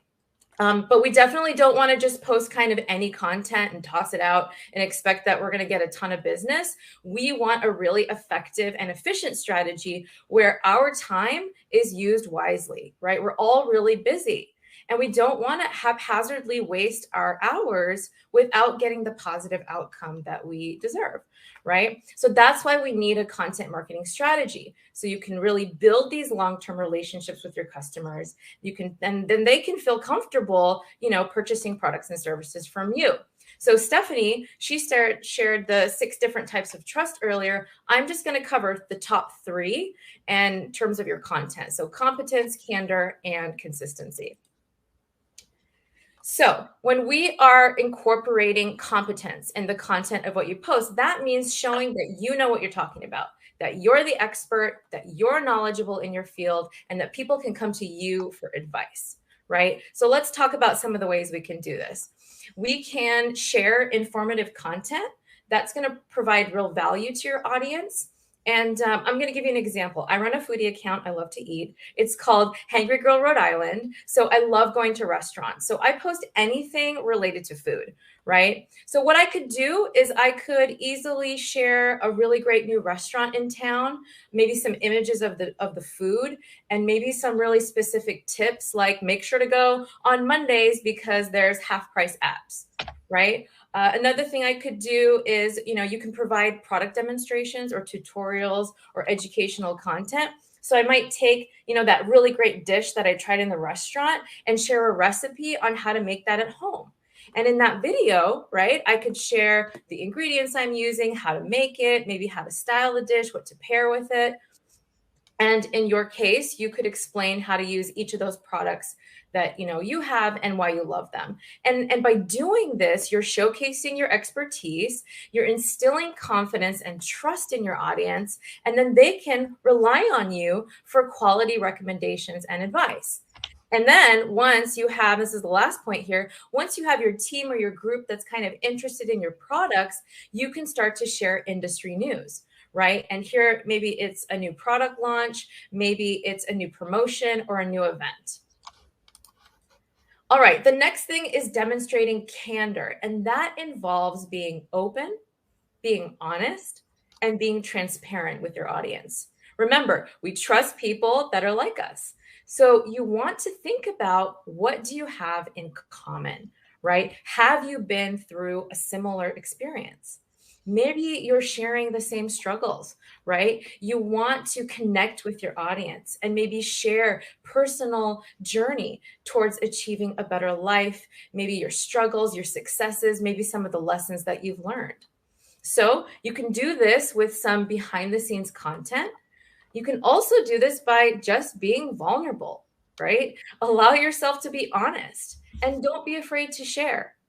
Don't worry about being judged. Just be who you are and share that story, right? That vulnerability actually builds trust. And the one thing we hear about a lot, UGC, user-generated content, right? This is a really powerful tool. It builds trust, right? Because it provides this social proof, this third-party testimonial, right? Or verification that your brand has value and is of quality. And when people see other people using your products and services, it creates that sense of trust. It creates that credibility that's kind of hard to achieve with other forms of marketing. So that UGC can really help to create a sense of community amongst your customers, which can really further strengthen their loyalty to your brand. Now, do we have questions from the audience?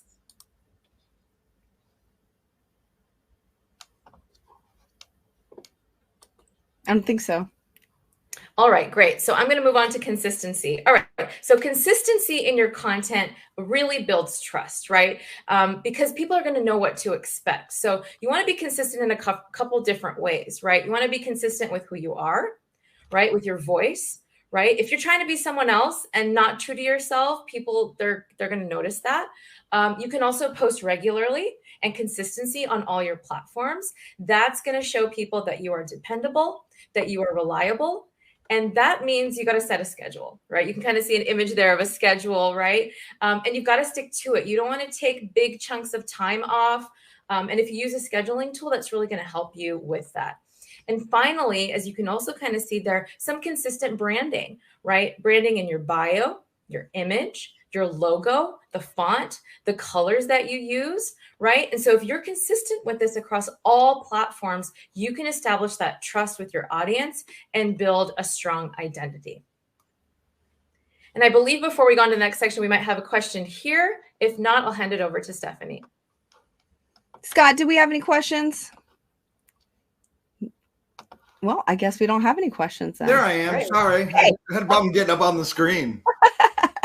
No, it's going fantastic. You know, you mentioned one. I know I got a question about this, the one to many, and this idea of kind of filling to find new people to talk to. I mean, can you speak about how not only it's a one to many kind of approach, but how you then kind of drill down to create a relationship?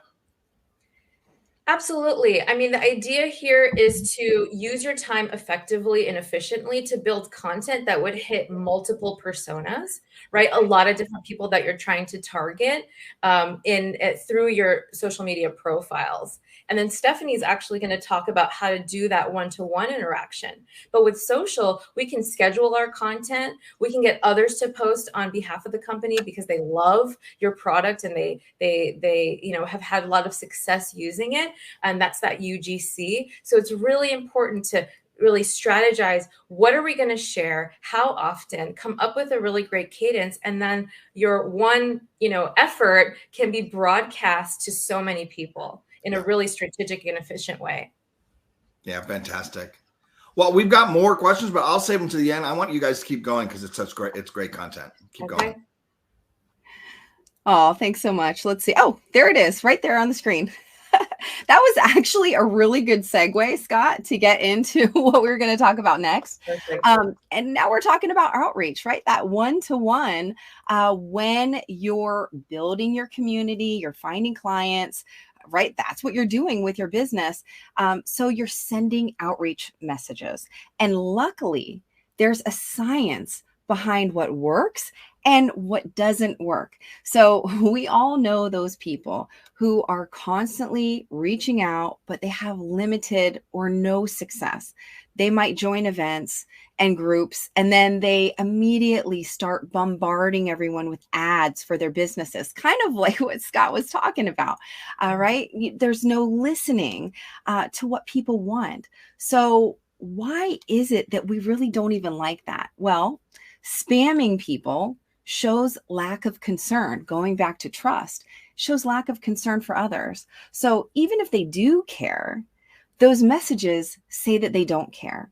And they never really make a genuine connection, finding something that's in common before they start selling. So let's take a look at some outreach messages that I received. Let's look at them together and think about connection and think about concern. Are these good, trustworthy messages that establish common ground and show concern? Or is it really about them? So let's click through some of these messages here. Stephanie, I'm always interested in connecting with founders. I hope you're open to it. Let's see, what else? Stephanie, I just came across your profile and we have similar connections. I want to expand my network. Stephanie, I see you're also in the coaching industry. I'd love to have you in my network, but just curious, do you have a coaching business? Like that is just really confusing to me too, right? Like you're in this industry, but do you have a business? I'm not really sure. The next one, LinkedIn suggested that several times we should meet because of what you do, and we should connect. So after looking at your profile, I would have to agree. Then that last one, I work with a lot of people or in higher academia. I'm not sure what higher academia is. I'd love to connect and get to know you more. Okay. So what is wrong with these messages that we're seeing here? Well, first of all, you see a lot of I's, and I just heard Aaron saying that too. You change the I to you, and you don't see any real value to connect. And all of them are just really telling me what they want, but not what makes this relationship interesting to both of us. So the first tip I would say is don't make it all about you, and instead show me you know me. Now imagine the person on the receiving end of this message is shouting this to you. Show me you know me, right? So start off a message that's about them. Why should they care? Do you have some information about them that proves you're not a robot or a scammer? Because so many people are concerned about that these days. Try to find some common ground. A robot doesn't like the same foods, didn't grow up in the same town, didn't have kids, right? And think, What is it that they have to gain? Really show that you care. And what element of trust is this? It's concern to find out what's happening in their world, and then also connection to find something that you both can actually relate to. All right, so how do you outreach? Well, you want to start out with a hook. You've got to grab their attention. You have to find that thing that you have in common, a connection. Remember, prove that you are not a robot. Next is value. Show that you care. So think about, like, what's in it for me, for that person on the other end? People don't care about what you want. They care about what they want. And if you can appeal to this, then you're really showing concern. You're showing that you care. And then finally, we have that call to action. So what is it that you're trying to accomplish? What's the next reasonable step? And a lot of people fail here to actually move the conversation forward because they're often afraid to ask. It's fear of rejection. So I run the sales program at Bryant University, and I need speakers and sponsors. So I'm constantly reaching out to VPs of sales, and I might say something like, hi, Sarah, you're hiring at sales schools, right? I'm a sales prof. We host a sales competition with 70 universities. You'd be a great fit to join us. Are you open to a quick call, right? It could be something that simple. That's including all those different elements in there. All right. So now we've talked about bad outreach and what to do about it. So let's look on the other end of the spectrum here. Now, consider your life for a moment, all of the competing priorities that you have. And occasionally, like it or not, well, I don't know if anybody likes it, sometimes things fall through the cracks. And as you're preparing to respond to an important message, maybe your boss needs something right away, or your kids are sick, or you just remembered you need to pick up eggs at the store, right? That message that you were typing, it's long forgotten. People need help remembering. So remember, at the end of the day, you're helping people with your products and your services, and reminding people who are a good fit for what you're selling is actually really useful. So don't get frustrated. People typically are not going to respond to you on your first try. They actually really will appreciate the reminder that you give them. So how many outreaches does it take to get a customer? The research shows that it takes 8 to 18 exposures to your brand. Now, a common pitfall is just giving up too early for people that are interested. There is a big trend out there that you outreach one time and then you just give up, right? So if the person seems like they're interested, please give them a chance. They may have some interest, maybe if they're responding to some of your messages, your posts on social media. And remember that following up really shows that you care. It shows concern. And finally here, outreaching. So how do you show you care? By following up in multiple outreaches to the right people. Okay, so first, don't ask for the business before you know it's a good fit. And then remember to engage them. So don't let them fall out of contact for 2 months and then try to come back, right? If they are, obviously come back to them, but don't let that happen in the first place. So one step to also remember is thinking about those important dates, those important holidays, those birthdays. Set a reminder on your calendar. Use a program to track the outreaches and the conversations that you're having. There are so many free tools out there to help you do this. It's really, really easy. And then remember, at each outreach, you should add value. There should be no, I'm just checking in with you, right? Think, what makes you feel like someone genuinely cares about your well-being? If they're a foodie, send a recipe. If they like exercise, send them a 5K or some kind of event. It doesn't always need to be about the business. So showing that you care, that you remember, that you're thinking of them, it builds trust. Now, outreaching without value shows you care more about you than it shows you really care about them. So when we show more humility and concern, you build better relationships that really last. So I don't know, Scott, if you had any questions. I know we were running just a little bit behind. So I think I'm going to go ahead and I'm passing it on to Charmaine so that we can talk about nurturing interactions and making the most of that back and forth dialogue that's happening in the comments. Thank you, Stephanie. Yes, so this is the piece of the puzzle that gets forgotten time and time again. You spend all this time creating content, you're reaching out to your network, but your content is just not being engaged with, right? And that is so frustrating. So how can we nurture interactions online and really get kind of the engagement that you want? Well, I'm going to share a couple tips with you. So the first one is to ask questions, right? You really want to encourage conversation by asking open-ended questions related to the topic of your post. And when you ask a question on social media, it actually triggers a human natural response to find an answer. This means that when you're asking questions, it's an easy and effective way to spark the conversation, create a sense of community, and really increase that engagement. Because even if someone doesn't want to engage with you directly, if you ask a question, that might encourage them to stop and actually read your post to find the answer. And that's going to create this dialogue, right? A much deeper connection with the person that you're engaging with. But you'll definitely want to research a couple questions that might be floating around in your industry. And that's really going to give you a little bit more insight into your niche too. And we'll talk about that.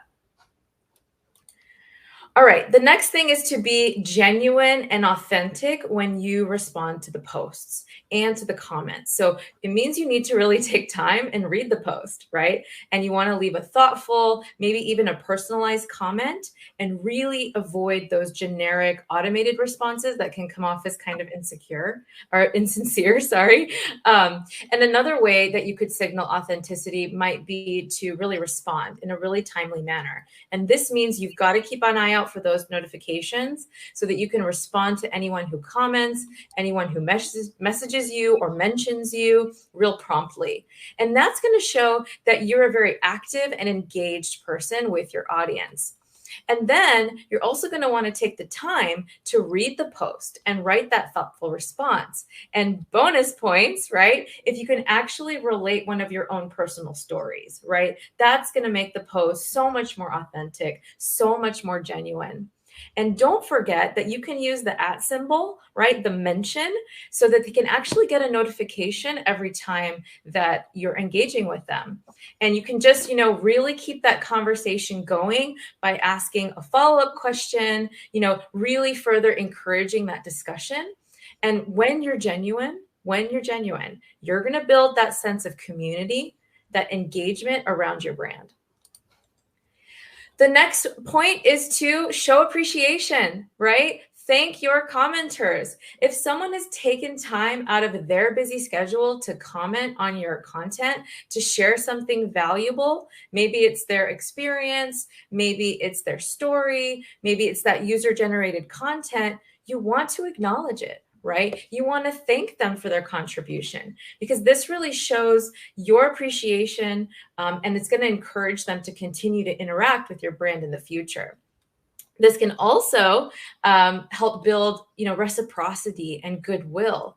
And all of those social media platforms out there give you all these variety of reactions, right? You've got emojis, you've got GIFs, you've got full-length comments, right? And so depending on how you use them, you can get really close to someone who's, praised you, or you can keep things really casual. I like emojis. I like to use them a lot. I love GIFs, for example, like the happy dance, right? You can use that to express yourself. You can use a text box and write something really short, or you could be really thoughtful and write kind of a longer message. And you can really mix it up, right? And it depends on the platform. So on Facebook, you can just put like a one-liner or an emoji. Whereas on Twitter, if you just retweet someone, that's going to put a spotlight on someone who complimented you. And that's usually really, really nice. Then on Instagram, right, you could DM, and just thank them in a comment. On Snapchat, you can send like a smiling selfie or even a video. And then on TikTok, you can just record a really quick clip and use a thank you hashtag, and that's going to do the job. So you can kind of use social media to show off different sides of your personality and really express your appreciation in a few unique ways. And the last thing I'm going to share with you is how you can be a detective, right? And you can use search strategies to find the conversations that are happening about your brand in real time, right? And actually engage with people in real time. And so you can search these conversations with using relevant keywords, relevant hashtags, and you can find those conversations. For example, on Twitter, all you have to do is put in a keyword and a question mark, and you can find all the questions related to that keyword. So let's say I wanted to know what people have questions about golf, right? So I'll put in golf, question mark, or golfing, question mark, and I'm going to find all these questions people have, and then I can create content to answer those questions, or I can jump in on that conversation and offer some advice. And if you use these tips, you can really monitor your social media, find those conversations about your brand, and engage in a real meaningful way with your audience. And with questions being at the end, I think, Stephanie, we're going to wrap it up with value sequencing. Take it away. Thanks, Shar. All right. So we talked about earlier how easy it is to get distracted, that following up with value is key. So think about the journey your people are on. Some of them haven't really responded to you yet. Others, you might have heard some response, some engagement. Perhaps you've gotten some likes or some comments on social media. Some of them might have even purchased from you once. Others could be on auto renewal. Maybe some recently signed up, and some of them have probably been there for a while, right? And your messaging should reflect their journey. Now, sequencing is setting up those messages. So I'm going to go over that initial outreach message, a few tips and ideas to keep in mind before you get the first response, and then also after they respond. So just real quick, why does sequencing work? Well, meeting people where they are, with regular touch points, of course, shows competence. It shows concern as well as consistency. So that's like a triple of trust, right? All right, so let's get into this. You are in your initial outreach phase, and it's time to reach out, right? You need to have some things maybe to remember when you're putting some of those messages together. So here are some lessons that I'm going to share with you, some of the things that we've learned from sales that make that initial outreach better. And I put it together in an acronym called SPORT. And if you've seen me before, then you know I love to put things on acronyms because it makes it so much easier to remember. So be a good sport when you don't hear back on that first attempt, and follow some of these easy points. All right. So first, remember how busy you are. Don't write a dissertation. Keep it super short when you reach out. Space your lines so that you can make it a little bit more easy to read. All right. And then another thing that you've heard a couple times from me already here is to prove that you're not a robot. People crave human interaction. So what do you know about someone? What can you find out? What can you say that a robot couldn't say? Think about personalizing that outreach. Point out something that you have in common. Are you from the same town? Do you have similar interests? This is going to help you to stand out. And then think about using outreach method variety. So what does this mean? It means don't just stick to one platform, right? Don't just stick to direct messaging on Instagram, not get a response, and then you're giving up. They may not even check it. Sometimes I don't check my direct messages. And I teach this stuff, right? I do this and I generate business online. So one of the things that you can do too, you can comment on their post. Another thing, maybe you can just send them a message. If you have other means of contacting them, maybe you have their phone number, you can text them. Maybe you can actually pick up the phone and call them. I know that's scary. And there's so many other platforms that you can use. I'd say one thing, you can try 3 different methods on the same day, that first day, to grab maximum attention. And some of the best visibility that you can get is to comment on their content a few times in a row. And they're probably going to notice that. They might even notice that before some of that direct messaging comes in. All right. And then remind them. Don't just send one message and leave it, like we said earlier. And also don't put the burden on yourself every single time to create new value with new messages. You can simply say, bumping this message up, and then just let the message speak for itself, because you took the time to show you weren't a robot. You took the time to show value.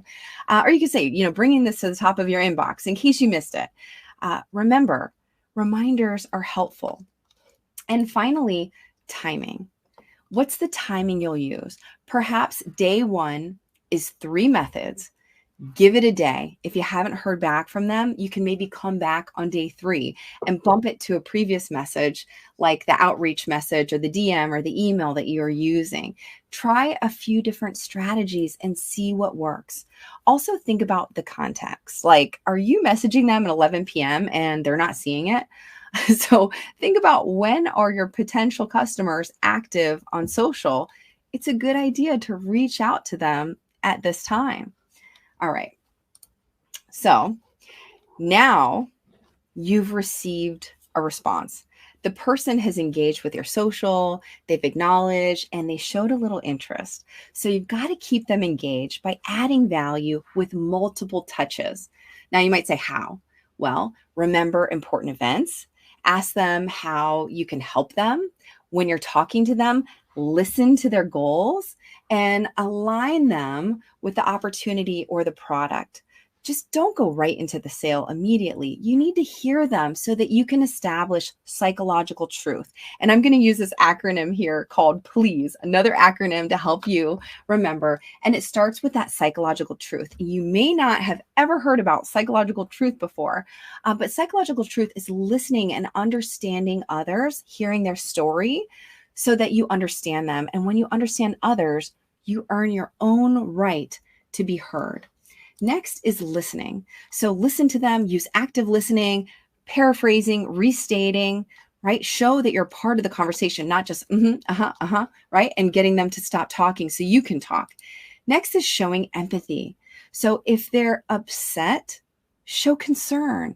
If they're excited, get excited with them. Next is accept where they are. Don't get upset if they're not ready yet. Everyone is on their own journey here. So you also want to focus any discussion about a product or about an opportunity specifically on how it solves their problem. Don't word vomit all over them or feature dump. Nobody wants that. And finally, here is to engage. If they're responding, be sure to respond within 24 hours or less. I actually wrote a paper over the pandemic, and we were looking at brands and trustworthy brands and how you feel about brands and people.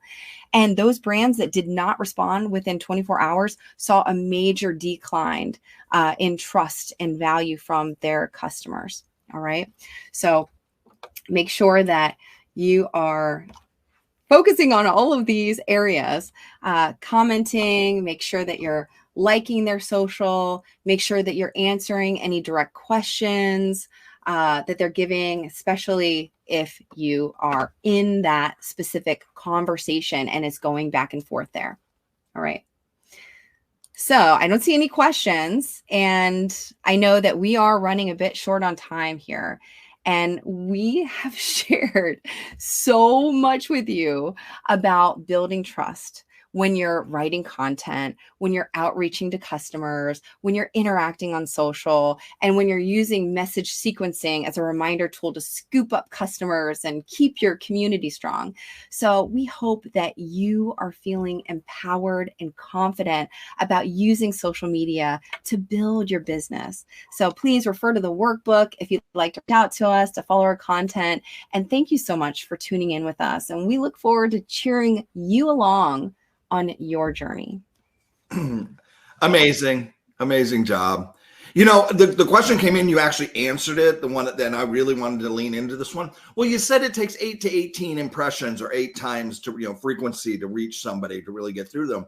You can take that same strategy and apply it to your content strategy of knowing, don't just put it all in one post, spread it out like you're telling a story. So which I think then you guys came in and started talking more about. Great stuff. Great training. Really to the point. I absolutely loved it. I got a lot out of it, and I know our audience did as well. So I also was I was remiss in, I should have mentioned that you both actually are fellows of the DSEF, or DSEF fellows, right? Which is the Direct Selling Education Foundation. So on behalf of the DSA, Joe and Melissa asked, wanted to make sure that we say thank you. And from the industry, we say thank you for everything you do for this industry, keeping it up to date, keeping us smart and on our toes with social media. It's been an absolute honor having you part of Social Media Day, and I hope you'll be a part of everyone from here on out. So thank you both, doctors. Do you like that? I call you the doctors of social. I think there's something there. I love it. That's fun. Well, thank you so much. Thank you for everything you brought, and we will talk to you soon. Thanks so much. Thank you. All right. That was fun. We got a powerhouse coming up here. You need to get ready. Get ready for this one. What I want to do, though, is I'm going to give you a chance to stand up for a minute, but I just wanted to share one thing with you. When it comes to the content, and when it comes to, wait, this is the one I wanted to show. Hold on, wrong one. There's so many different types of content. You're talking about consistency. There's reels, there's posts, there's stories, there's lives. This could be a day into itself. I'm going to tell you one little nugget. I have reels up on the left there. Reels are really designed, the way the algorithm is working with Facebook and Instagram is reels are really designed to be shown to people you don't know. Have you noticed your feed is showing up with content of people you're not connected to, and it comes up as suggested? Well, that's the algorithm saying you may like this piece of content based on what we know about you. Reels is a great way to find new people to bring into your community, while posts and stories and lives still are really targeted towards your community, the people that are following you. Now, some of them show up and get shown to more. The better the content is, which the guy up next is going to tell you more about how to make great content and how to do it right. But Reels I thought was interesting because everybody's leaning into Reels. We're going to take a 1-minute break here, and we're going to actually show you something that we produce. We do a lot of, we call them Reel School. We're going to show you one little fun trick of how to make a reel with multiple products. Watch that, and we're going to come back at the tail end, and we're going to bring on the next speaker. Welcome to Reel School. Here's how to showcase multiple products in a really fun way. Set up your camera, put it on a tripod so it doesn't move, and set up all 4 products in this case, and then take a picture of all of them as the finished layout. Next, what you're going to want to do is remove one of the products, then go and take a picture of the 3. Then you're going to do the same thing. I'm going to remove one more product and take a picture. And then I'm going to remove one more time and take a picture. Now I'm left with one product, so I'm going to go in and remove that. So I start with a blank screen and take that picture. All right, now you've got your setup. Let's build it. This is cool. So you're going to go to Instagram. You're going to click on the plus sign and then choose Reels. Then what you're going to do is you're going to select your first image. There we go. And I'm going to do it in reverse. I'm going to pick the blank one first, trim that all the way down to the first line, click Add. Go click the second one, trim it all the way down to the line, and click Add. Do the same thing again, trim it, and then you'll see here, once I add that, I'm going to do it 2 more times.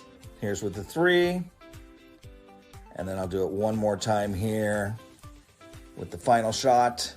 Trim that down and click add. So here's what happens. Click next and that's what you got. Isn't that fun? But we're not done. Now you can add some extras. So what you could do is you could go in now and click in music and add something and put music behind it. Or you can go add stickers, polls, anything else, text. And once you get it to where you want it, simply click on next, write your caption in, and share it. So there's a quick, easy way to showcase your products. Right? That was easy enough. We got a million of them. They're so great. You know, I was always I thought I was scared to do reels and the technology and things, but they've made it so easy. They give you templates. It's a great way to get your message and your personal brand out to more people. All right, let's keep this rolling. This is one of my favorite speakers in the world. He is actually one of the biggest speakers on social media in the world. He's coming to us from the other side of the world. Can I say world enough? He's an author of 2 best-selling books. He started the Success Summit, which is the biggest general training of social media throughout Europe. He is the network marketing ninja. He's a good friend. He's amazing. You're going to love your time with him. Please welcome Fraser Brooks. I'm telling you, if you believe in every single cell in your body that this works, you will go and tell the world. Fraser, he's a man who does it with the heart. You know, you can feel it. This guy wants to bring value to you, you know, and to the industry, and I think he's doing a fantastic job at it. Please welcome to the stage one of the best trainers the world has in this industry. The one and the only Fraser Brooks! If I want to be a legend instead of a loser, I've got to go to work, because any one of us can live the life we want if we make the decision and do the work. Network marketing works 100% of the time for 100% of people who give it the time. 3 rules in network marketing, then I'm off the stage. Protect your energy at all costs. Protect the company at all costs. And lastly, protect the industry at all costs. I really look forward to seeing and getting to know your stories, and thank you so much.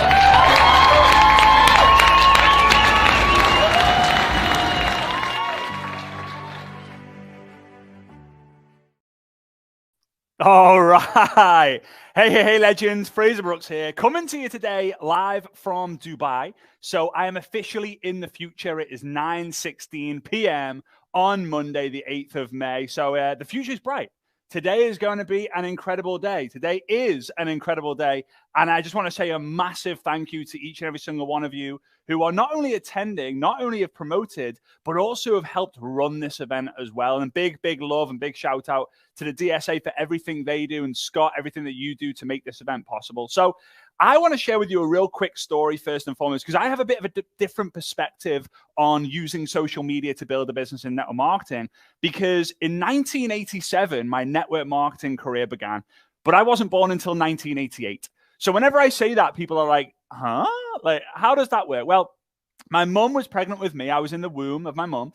And my dad, like him and my mum, they lived in this home in a place called Southport in the northwest of the UK. I'm from a very small place called Southport that's very, very, very close to Liverpool. Hence why you might hear a little bit of John Lennon, Paul McCartney from the Beatles in my accent. That's where I'm originally from.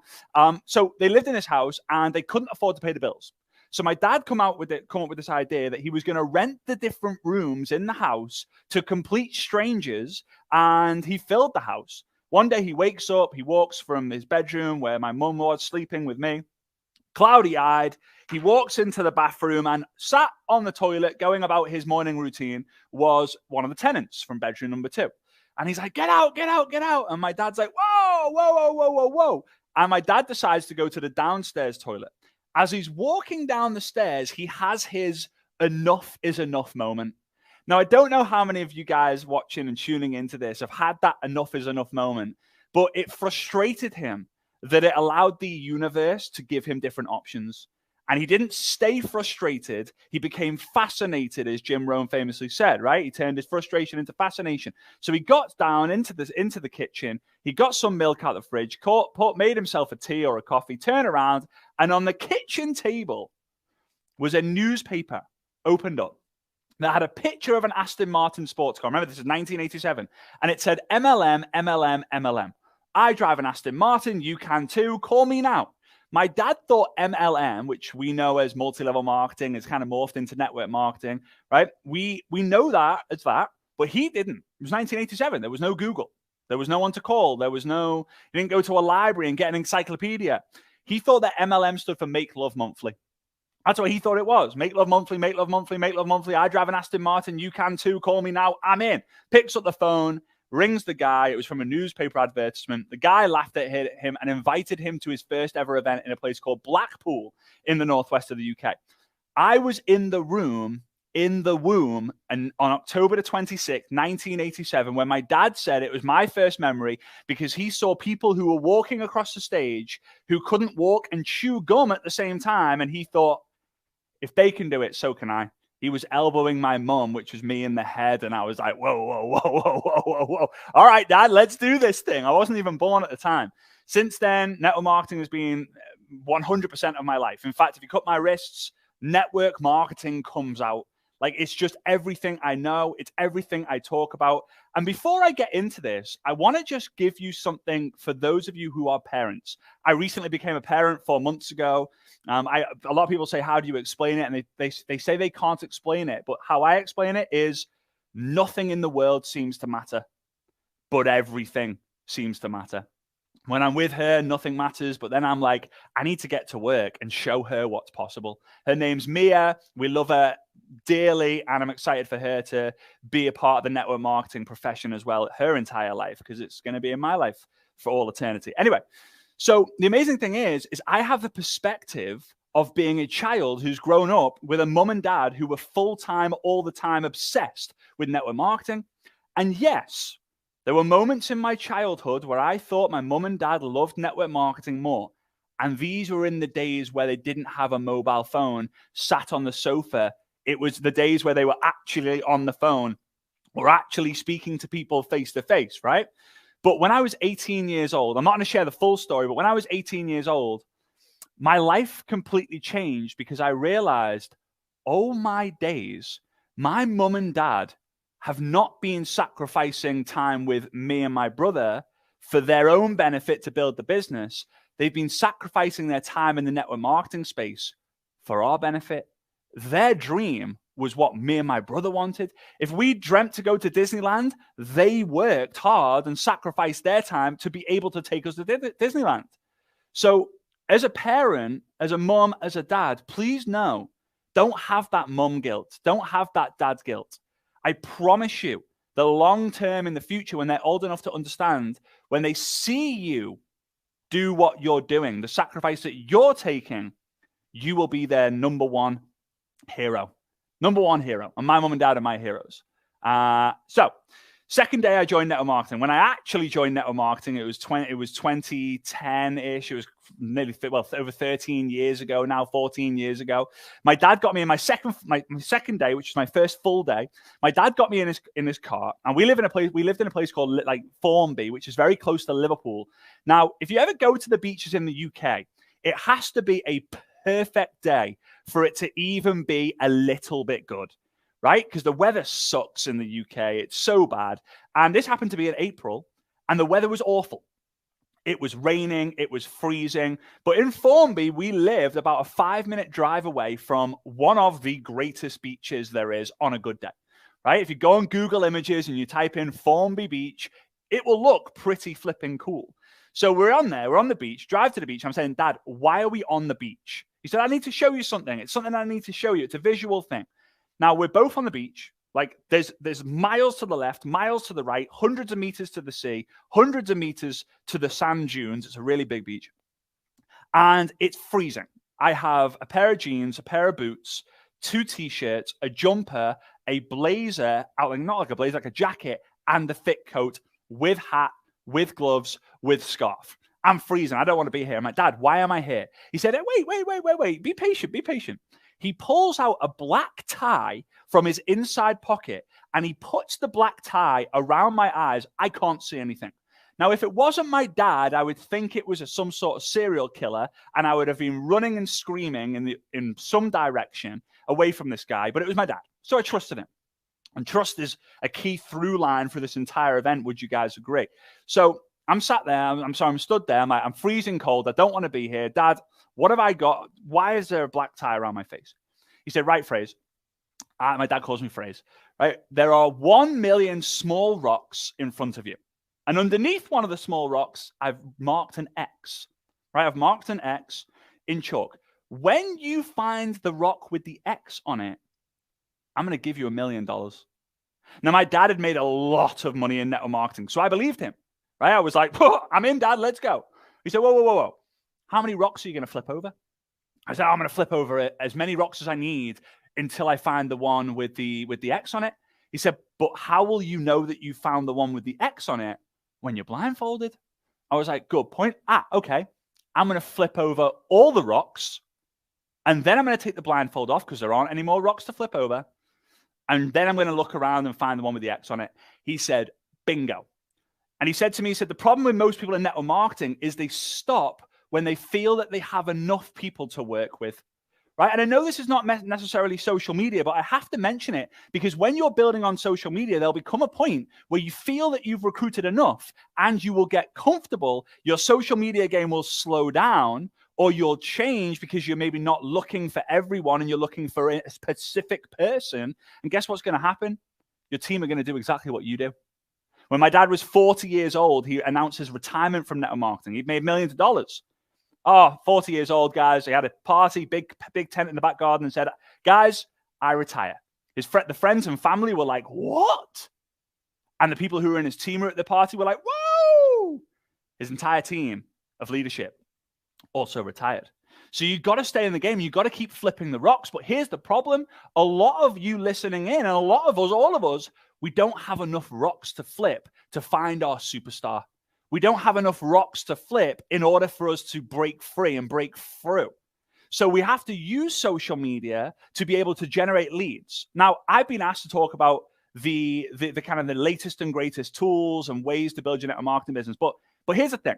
I'm very, very fortunate, very blessed in the industry that I'm in. I'm completely generic, 100%. I serve all different companies and all different teams in all different countries, spoken on stage in 33 countries. It's kind of weird when the first time I held the microphone, I burst into tears and didn't say a word because I was super, super scared. So now I've been blessed to be able to speak all over the world, and I'm very, very fortunate to do that. But what I do is I work with leaders and companies in every different market. And what we've noticed and identified is very interesting that since COVID, people aren't doing the basics. Now, it sounds basic to say that, but network marketing is about doing the basics better and more often. That's what it is. It's about turning strangers into friends, friends into family. But so many of us have got obsessed with the hacks. Now, I could blow your mind today and fill the entire board with I could give you 100 different hacks, and you'll be leaving like, can't wait. But you'll become obsessed and addicted with hacks. But here's the thing, guys, write it down. Habits beat hacks. There is no point in me giving you the hacks if you don't turn a habit with those hacks that you benefit from. So I'm going to take things back really basic. I'm going to talk about the different ways that you can build your network marketing business. Some of them you might be thinking, that's so 2015, but it's the basics and it works. Attending events in person is so 1995. But guess what? It's a fundamental. Social media is putting the fun into the fundamentals. We don't change the fundamentals. We generate a lead. We see if they're open. We give them the presentation. We follow up with them. We follow up with them. We follow up with them. They always say the fortune's in the follow-up. It's not. It's in the follow-ups. It's plural. We don't follow up once. We follow up many times. Then we close and we launch them. We get them to an event. It's a funnel. It's a process. So I believe that network marketing is in the shipping business. Now, whenever I say that, people are like, well, no, we ship products, but we're not in the shipping business. We're in the education business, the growth business, the personal development business, the opportunity business, the direct selling business, whatever. I believe it's in the shipping business. Here's why. It all starts with a friendship. Then we have to build a relationship to one day start a partnership to then with your mentorship, create leadership so that one day you're going to go off like a rocket ship. Although previously it felt like it felt like an apprenticeship, and then one day you're going to win a championship. It's a shipping business. So I want to share with you some of the fundamentals that I believe are going to help you. And it's amazing listening to the like Scott and Erin and the doctors of social media. I love that. It's amazing hearing them because a lot of what I'm going to share, they've already covered. And this is amazing because it's the fundamentals. But I want to give you a fundamental funnel. Scott actually talked about it in a different way, which is beautiful. And then I want to give you a kind of a daily method of operation to make things so basic that everyone, no matter their hunger or desire, will win. Okay, so here we go. Let's draw out our funnel. Scott's looked way better than mine. And there's 3 levels. We call it know, like, trust. So on social media, this is your social media. This is your social media funnel. You don't need any kind of other funnels. You just need to get people to know you. Now, if you think about all the different types of content, and again, Scott highlighted them before on his wonderful image that he created. If you think about all the different ways to get known, what types of content can you create to be known? Well, the first one that comes into most people's minds are Reels, which also covers TikTok. Here's what won't get you known: Instagram stories. They won't. Why? The only people who watch your stories are people who follow you or stalk you. Now, a follower is someone who hits the follow button. A stalker is someone who follows you without hitting the follow button because they don't want you to know that you follow them. They're like, oh, I'm going to see everything that they're doing in their life, but I'm not going to hit follow. I'm not going to hit follow. Yeah. Those are usually the haters, which are also known as confused supporters. Okay? Every single time your story gets viewed by a follower or a stalker or a hater, it does not matter. It's going to move your story closer to the left-hand side of the story feed, meaning more people are going to see you, right? So here we go. Reels, TikTok, Instagram stories is not that. Instagram lives is also not there, but Facebook lives are, right? And then we got posts. You can put YouTube videos there, right? All of these things are going to get you known, right? You're doing a reel. You're doing a TikTok. You're doing your Facebook lives. You're doing your posts. You do your YouTube videos, right? All of these things are going to get you known. Amazing. So these are the posts that you need to do the most. Why? No one's going to like you if they don't know you. And no one is ever going to trust you if they like you and before that know you. Okay? Think about the biggest brands in the world. The ones that you're thinking about, I'm probably thinking about too. Apple, Nike, Starbucks. I hope some of you guys are thinking of some of those too. Apple, Nike, Starbucks. Why do we trust those brands? Why are they such big brands? Why do we like those brands? Because we flipping know about them, right? They're absolutely massive. So when it comes to content, Reels are to be known. Facebook Lives are to be known. And again, it's an interesting conversation because whenever we ask and we poll our community, what's your favorite app? Right now, Instagram seems to be the most favorite app, right? TikTok was it for a little bit, and then Instagram seems to be the favorite one. But if we poll the same audience and say, which app are you getting the best response from or growth from? It's not TikTok. It's not Instagram. It's Facebook. Facebook is king or queen right now. So don't neglect it. For those of you who are like, oh yeah, Facebook's boring, don't neglect it. Take your reels from Instagram or take your videos from TikTok and move them on to Facebook. Super, super simple to do that. Okay? So that's how to be known. And again, very, very simple. Scott mentioned some great ways with Reels School as well, how he can help you. I'm not going to go into the specifics of the actual details on how you could become a beast using Reels. But what I would say is just document your life. We work very closely with a couple of Indian girls who actually use their stories as Reels. That means they're posting 20 plus times a day on their Reels, and they are crushing it. Now, we don't think that. We're like, the stories are for the stories, the Reels for the Reels. But everyone sees the Reels. Only your followers, your stalkers, and your haters see your stories. So why not download the Reels? So download your stories from time to time and post them into your Reels. Oh, but it doesn't look pretty. Guys, get messy. Get going and get messy. Get good, get smart.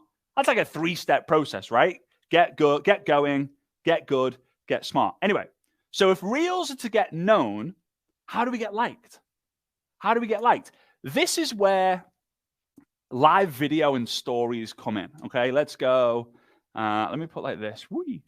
Lives and stories. Okay. Now, lives and stories. Again, some of you are thinking, like, oh God, lives are so 2018, so 2017, so 2020, 2019, whatever it might be, right? But if you think about it, how many times have you watched someone's reels and you get to know the name of their dog, why they called it the name of their dog, how they met their husband or wife, how they're feeling today, what they're into, what their favorite movie is, what their favorite book is. You hardly ever see a reel where you go, in this video, I want to share with you why The Shawshank Redemption is my favorite movie. You hardly ever see that. Instead, you see this. Just a load of miming, or you might get the occasional twerk. There we go. We twerked. We got it. We got the twerk in there on Social Media Day. All right. So we don't share enough depth on our reels, right? People aren't really knowing who we are. They find out who we are, and that's fine, but they really need to like us. And people like people when I want to be like her, or wow, she's just like me. Wow, wouldn't it be amazing to be friends with her, right? So it's, I'm already like her, I want to be like her, or I want to be friends with her. But they're not going to see that. They're not necessarily going to see that just by your reels. So here's the thing. Go live every day, go live every week. How many lives do you have to do? You can do as many or as little as you want.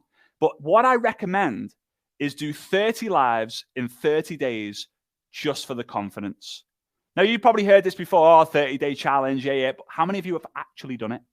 And once you've done it, how many of you have then gone on to actually do a live once or twice, maybe 3 times a week?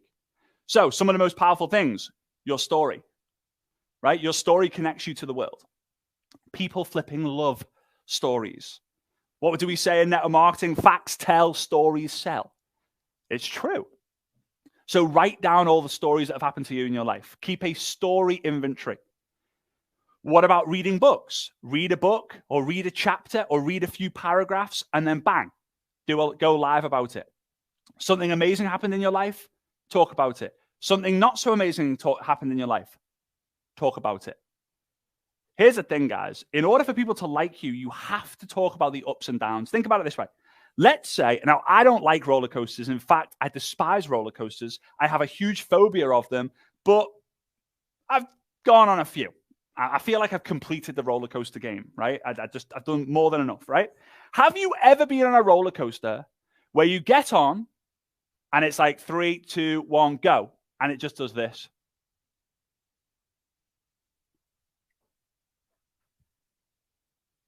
Well done. You completed the roller coaster. Off you pop. No, it doesn't go slow and smooth. The roller coaster is, and it goes down and up and down and up, and the camera flashes. Does the camera flash when you're on the up? Smile for the camera. No, the camera flashes when you're going through a dip, when you're going through a down. You're like, ah. You could be like, ah. You could be like, ah. You could be screaming. The camera takes a photo of you and you laugh at it when you go and see the photo that it's taken on your way out. Why? Because people get more value because they can relate to you more when you're losing versus when you're winning.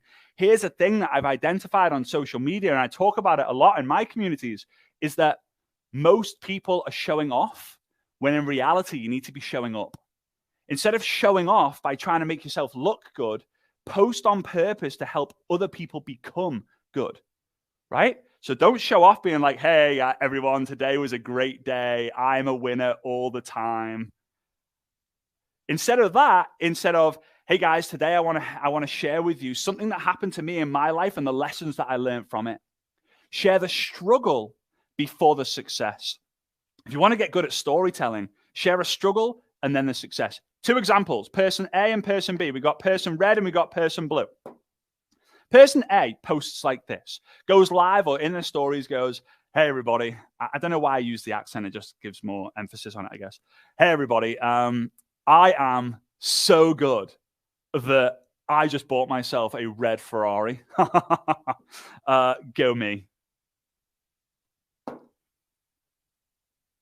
Don't really need to say much more about that. Person B, person blue. writes this post or goes live or shares this story. When I was 7 years old, I used to have a red toy Ferrari that it was attached to me. In fact, if we left the house without the red toy Ferrari, I would scream in the car until my mum and dad went back to pick it up. I love this thing. And as life progressed, I came to a realization that I probably wouldn't get the red Ferrari. But someone introduced me to an incredible opportunity, and I had to say yes, because I thought this is my chance to get that red Ferrari. It's been 12 years now, 8 years now, 7 years ago. And today I just picked up the keys to the red Ferrari. And after I've posted this, I'm going to my mum to show her the car that I've just bought. Now, some people might still be like, oh God, this guy, like, what a loser, what an idiot, what a show off. The majority of people will go, wow, what a story. What was the decision you made? How did you make it happen? Why? Because they relate to that. We relate to people who go through a struggle more than success. And honestly, if you want the hacks, if you want the latest and greatest tools, it's not a tool, it's a story. It's always a story. You're one story away from your next prospect. You're one story away from your next lead. You're one story away from your next sale. You're one story away from your next team member. You're one story away to helping someone blow their mind. Why do we promote events all the time? Because we want people to hear the stories in the event, the stories on stage, the stories in the hallway, because that's what changes your life. Not a reel, not a live, none of that. The stories that you share within. So, lives, share the stories. Now, a lot of you guys are like, oh, I can't go live, I can't go live, I can't go live, I can't go live. Here's the thing. The fear of judgment is one of the biggest ones here. But understand that no one knows your story more than you do. No one can judge you based on your story. Oh, that's wrong. No, it's not. It's my story.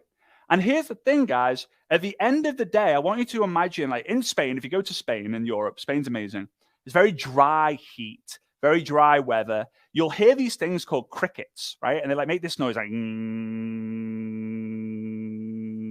it's like they kind of like vibrate their kind of like limbs against their body, and it makes that noise. And if you go up to one of these crickets and hold it in your hand, it's silent.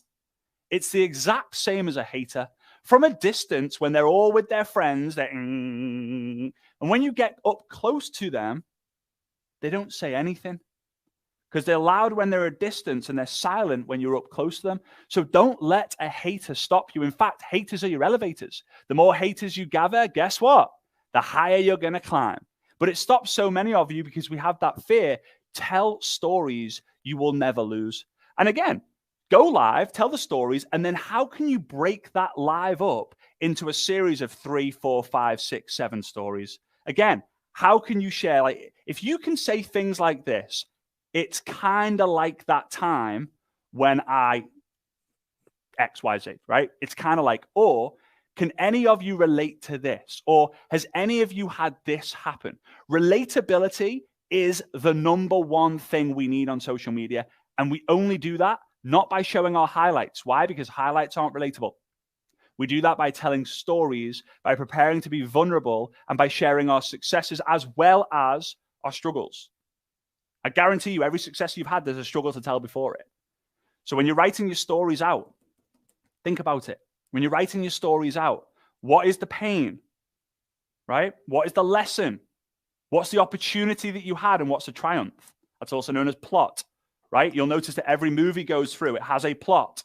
I also love acronyms, doctors. I love acronyms. My headset's having a bad time here. Okay, pain. What's the painful scenario? Again, story one could be, hey guys, has anyone ever had this happen to them when they go to the petrol store, when they go to the petrol garage, and whatever the pain might be? It's probably a bad example. Then you move on to the second story. But you know what? I've learned this amazing lesson. What's the lesson? Third story, opportunity. This is in your Instagram or Facebook stories, by the way. Third story, opportunity. Learning from that lesson, I've realized that I need to go all in with my business, or I need to go all in serving other people. You can use more persuasive language. And then the T is for triumph. How did you triumph? Because you'll notice that the pain and the lesson is a struggle, positive struggle. The opportunity is the moment, the dot, and then the T is the up. Again, you relate more in the downs than the ups. Okay? The last one here is trust. Now, I have an equation for trust. I have an equation, and I've got an equation for trust. I've followed this for years and years and years, and all it is truth plus time equals trust. That's my equation. Very, very simple. Truth plus time equals trust. So here's the thing. Are you honestly telling the truth on social media every day? Now, some of you are going, yeah, I have. Have you ever shared a dark moment? Have you ever shared a secret? Nope. Then are you really telling the truth? Now, some things aren't made for social media, right? But what are the struggle stories? What are the maybe not the most amazing stories that you can tell that make people go, whoa, like this guy is showing it all. This girl's telling it all. One of the greatest movements on social media in the network marketing space was the Get Ready With Me movement. People still do it today. But the vulnerability of women having, and I love women with no makeup, by the way. I always say to Svetlana, like, no, don't want you to wear makeup. I don't want you to wear makeup because she's just, stunning without it. But the vulnerability of a woman having no makeup and not having maybe her confidence skin on, right? Like going live on a camera, there's incredible trust that's created with that. Why? Because a lot of people then go, I would love to be able to do that. I would love to be able to do that. Maybe at this stage, I couldn't. And they try it once, they do it, they realize they didn't die by doing it. And the confidence that they get, so the magical happens. So consistency, right? We talked about it earlier. Consistency, by telling the truth, over time, you'll build trust. You don't know when you've got the trust from someone. It's not like, oh, if you do this for 17 different times, you will have the trust. We don't know. Why? If I meet you today, right? Scott, I met Scott maybe a couple of years ago now. I trusted him within about 3.7 seconds. Why? Because I'm the type of person who just trusts people very quickly. However, what if I had gone through a divorce? What if a best friend screwed me over? What if I have a story with my parents where I don't even trust my parents? It might take me 2, 3, 4, 5 years to trust someone to the level that I would like to, right? People trust different people in different time frames. So you just have to make the commitment. You know what? I absolutely love posting about golf. So I'm just going to post about golf and my stories and golf about story and my stories and my stories and my golf and the golf and the story. I'm just going to keep posting it because there are going to be people out there who after a week, a month, a year, 2 years, 5 years, 10 years, who are going to trust me so much that they'll do anything. They'll do anything that I ask. Now, how do you actually make money and sell? Because some of you are like, this is all good and I'm getting people to know me, like me, and trust me, but I don't understand how to actually make money here. The money is made. Whoops, I don't know what that is. Magic board. Wait. The money is made in the messenger. Here's what we found. The moment you start selling on social media is the moment that your algorithm decides that it hates you. It's the moment that Facebook and Instagram and TikTok go, whoa, we don't like you. Now, you still make sales. You still make sales, but the idea is, and Scott mentioned it before, that conversations are the currency here, right? In fact, commissions come after conversations, and conversations come after the content you create. So you create content. How can you get them into the messenger so you can talk about what you or they want to talk about? Well, you create reels. It gets engagement. You message them. You go live and you get some comments. You message them. You're so consistent and you're seeing in your stories that Mary has watched every single story of yours for the last 2 weeks. Guess what you do? You message her. You're not going to do a reel and go, hey, everyone. In fact, you, Mary, I'm talking to you in this reel. No one else matters. You need to call me on +1 973. Like, you're not going to do that. But in the messenger, you're going to reach out. Hey, Mary, I was thinking about you earlier. How's things? It's a conversation. Oh, but Fraser, it's weird. It's weird speaking to strangers. It's weird initiating the conversation. Here's the thing. Write this down, please. The person who instigates the conversation wins. The person who instigates the conversation wins. So when baby Mia was born, all my friends from back home, all my friends live in like the Liverpool area. I'm obviously in Dubai. I get a wave of messages. Oh, congrats. That's so cool. Being a dad is the best. You're going to love it. If you need us, like, let us know. Blah, blah, blah, blah. Like, wow, I feel so loved. Everyone's messaging me. This is great. But since then, I have not heard from one of my friends based on like, how are you getting on with the baby? Like, has she started teething yet? What is it being like with the nappies, the diapers? And I spoke to a friend of mine. He's a relationship specialist. And he said, why are you saying that they're being a bad friend? Because you're waiting for them to message you. Why don't you message them and be the good friend? Because they might be at home thinking, oh, Fraser's really bad friend. Like, I would have thought he would have sent us an update or a photo of the baby. Like, the person who instigates the conversation is always the person who wins. So don't be the investigator trying to figure out, like, why aren't they messaging me? Attraction marketing, Mr. and Mrs. Universe, please let Mary, Bob, and Sarah message me today because she's seen all my content. Instead of being the investigator, be the instigator and just reach out and say, hey, not hi, dear, not hi, not hey, babe, not hi, girl. It's, hey, Scott, how you doing? That's it. That's it.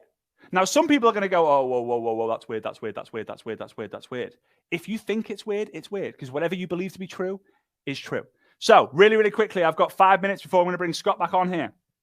And by the way, guys, before I do that, you're going to win in this situation because either you're going to make a sale, which is going to be great, or because not everyone's going to buy from you. Not everyone who knows you, likes you, trusts you is going to buy from you. But here's what will happen. Either option one, they join the team or make a sale, or option two, they become what's called a raving fan. Now, I haven't got enough time to go into what a raving fan is, but or how to go really deep in how to generate raving fans. But a raving fan will actually fill your funnel more than anything else. A raving fan will go to their friends. Do you follow Fraser Brooks on Instagram? Do you follow Scott on Facebook? Oh my days, are you not following the Direct Selling Association Instagram page? They will actually bring more people into your funnel than anything else will. They become soldiers on your mission as long as your mission is known. If you're talking about golf, food, fashion, sports, your relationship, your dog, your baby, what you had for dinner last night, if you try and post about everything, you'll be known for nothing. So in your lives, hi, my name is Fraser Brooks, and I'm on a mission to raise the professionalism of network marketing done online to unite the industry and make it sexy again. What gets repeated gets remembered, but what gets remembered gets repeated. So the more times I repeat the same mission, guess what? I then create soldiers who are going out there and going, you're in social media, you like social media, you like network marketing, follow Fraser, follow Fraser, follow Fraser, follow Fraser. You don't get to hundreds of thousands of followers on your own. You don't. You do it with help. The same with network marketing success. You don't do it on your own. You do it with help and support of your team. Okay, so really, really quickly, I'm going to go real quick on this. ABC. 1, 2, 3. We know that Jackson 5 song, right? Here we go. Always be closing. Not in network marketing. Always be connecting. Always be connecting. This is a very simple DMO. This is the key. This is the key to confidence. This is the key to posture. This is the key to growth on social media in network marketing. If we are always connecting and we're teaching people to always connect, guess what? We never run out of people to talk to. And therefore, our posture increases, our confidence increases, and the want and need to go and speak to everyone improves. So always be connecting with the new person. So here we go. 1 post a day, right? This is the focus. Have you done your 1 today? Have you done your post today? Now, again, this is main feed. This is not posting groups. This is not stories. This is your reels, your lives, your posts. Just 1 a day. Just 1 a day. Now, 2 asks a day. Just ask 2 people a day if they're open to your opportunity or open to your product. Now, again, preferably these are people on your list. Preferably these are people who have engaged in your content. Preferably it's people who are watching your stories or your lives. But ask 2 people a day. So you wake up, do a post, and before you have breakfast, ask 2 people a day. Hey, Mary, just curious, would you be open to checking out some information on a game-changing system that I use to help me release some weight? No worries if not, just thought I would ask. And you guys, you can kind of, find your scripts and find what you can and can't do inside your own company. The 3. Let's go 3 people to your list per day. Okay? I know my writing is not epic. It's quite hard to train it and say it and write it on a vertical screen at the same time. So if you're going to speak to 2 people a day, this is something that changed the game for me when I was building and what we teach inside of our communities, is that if you're asking 2 people a day, eventually you start thinking, well, my list is I'm going to run out of people to talk to at some point. So here's the thing. By posting once a day and by actively going into Facebook groups or going onto other people's stories or seeing ads that you come across, you're obviously going to get people to join your list, but you need to actively go out there, because if your list grows by 3 people a day and you ask 2 of them, that's actually very difficult to do. If your list grows by 3 people a day and you ask 2 of them, then technically that day you've gained 1 person on your list. So your list never dies. And if your list has no limit, your business has no limit. If your business has no limit, your income has no limit. And if your income has no limit, your legacy has no limit. One of my favorite songs, no, no, no, no, no, no, no, no, no, no, no, no, there's no limit. Why? Because in network marketing, there is no limit. Here is a very basic DMO, very basic system that people can follow, because honestly, if everyone knows the system, then it's a system. If they don't know the system, it ain't a system. So always be connecting. 1 post a day, 2 asks a day, 3 people to add to your list every single day, and you will win. Scott, I really appreciate you, brother. I'm grateful for your friendship. I'm grateful for the leadership that you had, and especially in the role here with the social media day. I think it is absolutely incredible. I think it's needed. I think it's necessary. And I hope there's just one thing that someone has learned from this that can allow them to move their business forward. And again, if I can help you in any way, if you're a network marketer wanting to build on social media, then always feel free. My inbox is always open. It's a weird thing to say, but my inbox is always open. Feel free to message me and I will do my absolute best to help you through any challenges that you might be facing. So thanks for having me, mate. I really appreciate it. Fraser, you're amazing, man. So good. So much fun. You brought the energy after lunch here. So I got to tell you, you know what my favorite thing that you said is, because I get it all the time. I'm sure you do too, which is Facebook's dead. Everybody's on TikTok and Instagram. Facebook's dead. Facebook. No, it's not. It's not. No, it's a beast. My thing, I mean, tell me if you agree. I mean, TikTok, I have to say, is the guilty one of making me a passive. I'm going to sit and just watch. I'm not interacting. I'm not having conversations. I'm laughing. In fact, I would say, I don't even, if I see somebody I know on TikTok, I'm not here to see people I know. I'm here to look at great people do food or make me laugh and do stupid things, right? Well, yeah, it's an interesting one because it's an incredible platform to really establish your niche, because you can just create loads of different stuff on TikTok and something booms and you're like, oh, people really love it when I talk about, washing the kitchen, or they really love it when I talk about travel hacks or whatever it might be.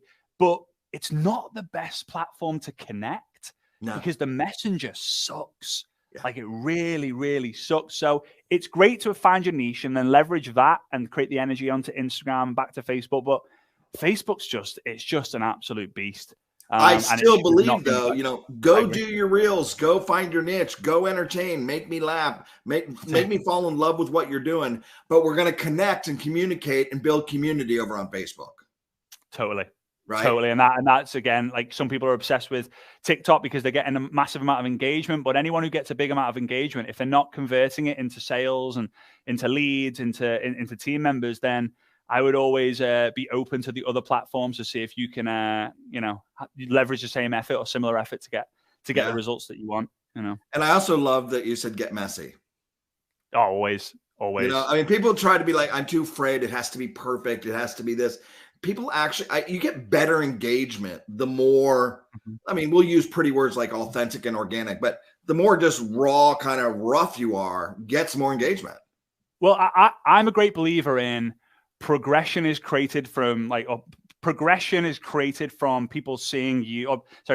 Inspiration creates the progression and the perfection. Like when people see you go from here to here, that's perfect. Like, oh my days, I want that perfect progression. I want that perfect growth. Not I'm already here. Like I'm perfect, because people can't relate to it. But when someone sees you go from, zero to hero, loser to legend, or nothing to something, that is what's the perfect thing on social media. That's the message. And you only do that by showing people, hey, I'm not very good at this thing, or I'm a bit messy at this, but I'm going to get good. and I want you to come with me.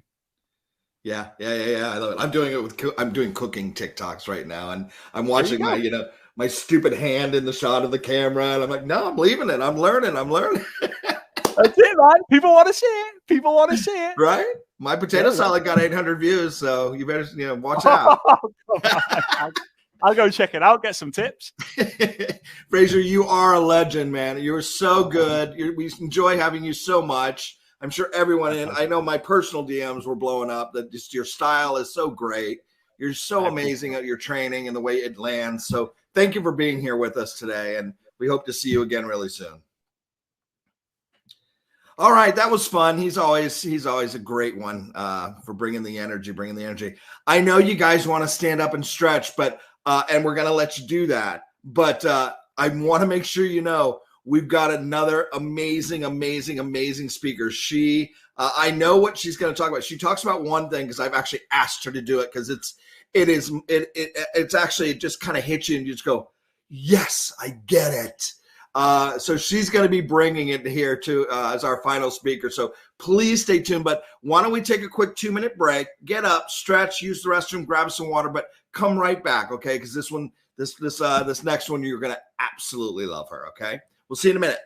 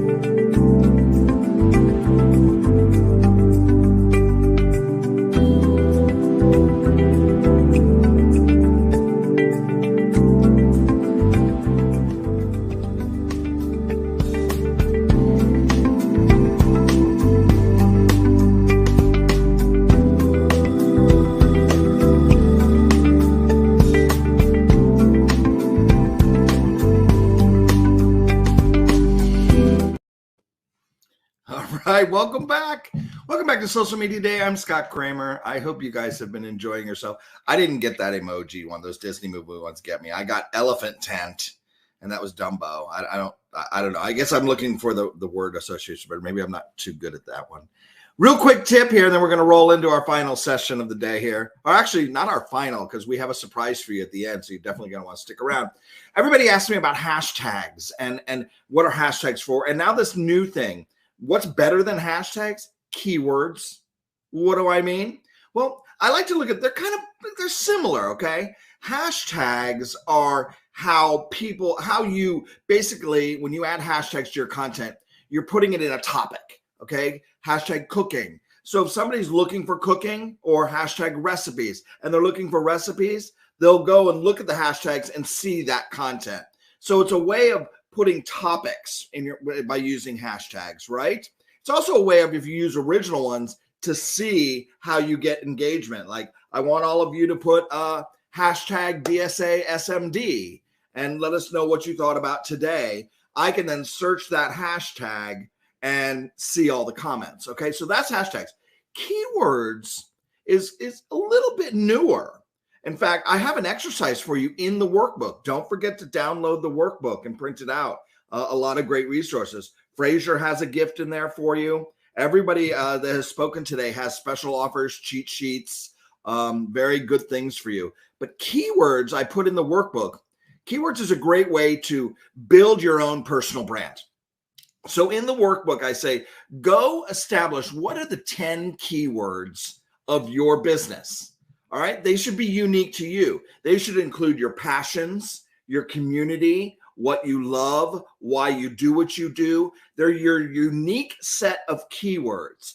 And then if you start using keywords in your about section, your bio, your posts, the algorithm is going to show your content to people who share those same interests. It's kind of like how search works with Google. You'll go in and click on something and want to search recipes.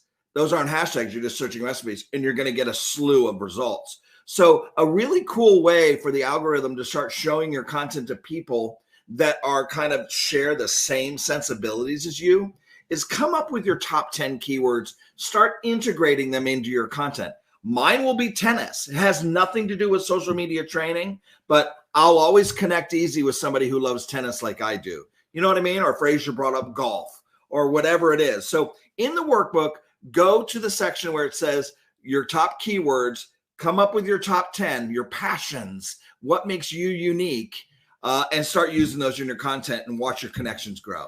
All right, just a friendly tip. Let's roll into one of my favorite people in the world. She too is coming from the future. Her name is Sam Hind. She is the founder of Oxano Global. She hosts one of the biggest and best podcasts called the Direct Selling Accelerator.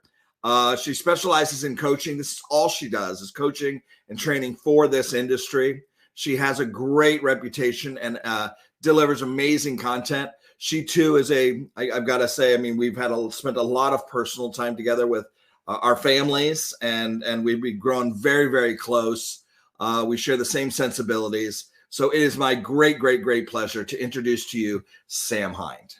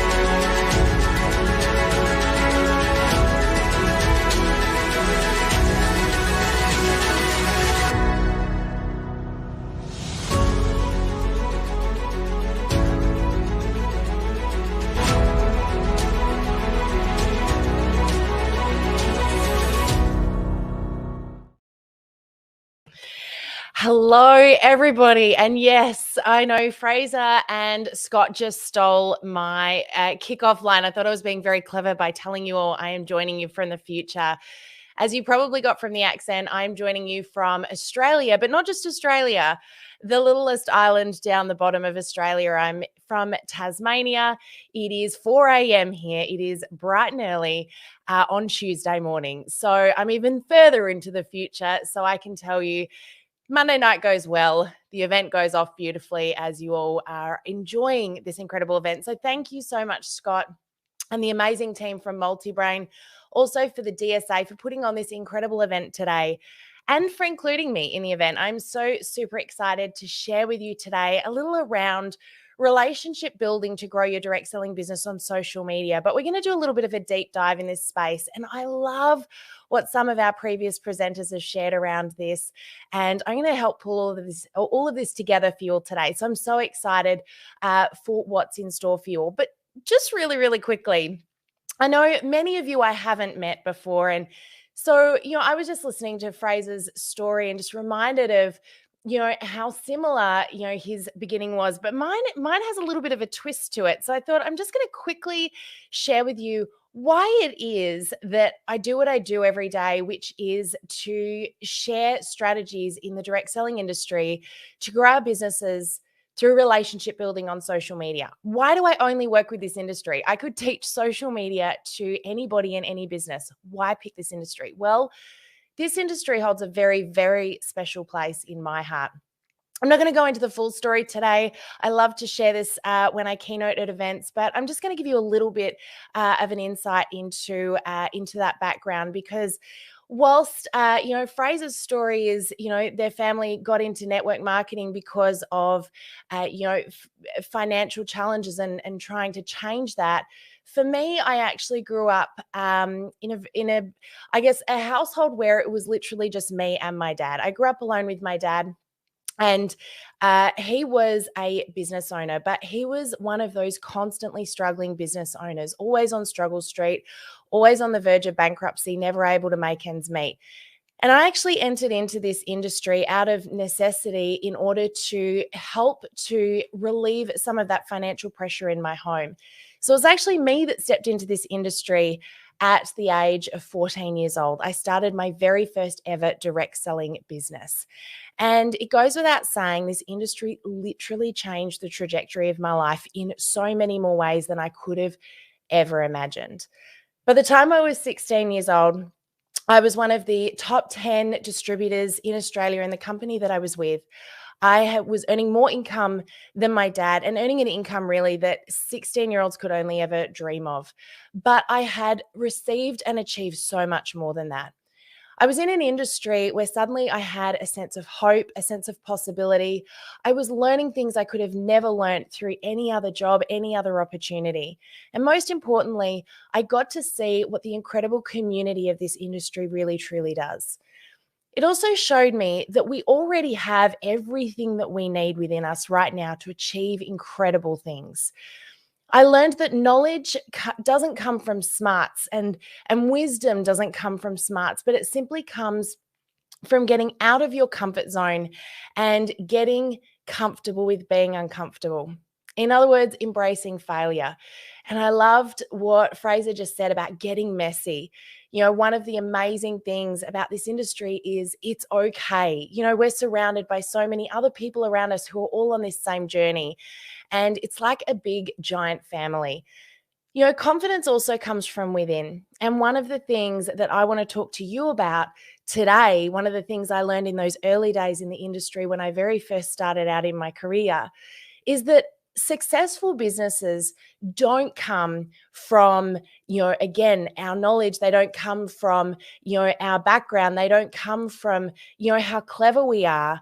They come from the relationships that we build and invest in. Our network is our net worth. And, I really want to encourage you today that if there's anything that I can leave you with, anything that everyone here can leave you with today, it is that relationships are one of the most powerful things that you can invest in order to grow your amazing business right now. And can I just say, never before have we had an opportunity as amazing as the opportunity that we have right now. We literally have the world at our fingertips. Never before have we been able to reach people on a global level. In fact, we're able to reach people right now we should never have had the right or been able to connect with. And here we sit. I'm speaking with you guys in all sorts of places all across the globe, from little old Tasmania, Australia, and I'm getting to help you grow your business, and you can have a very similar impact as well. My husband Greg and I run our company Oxano.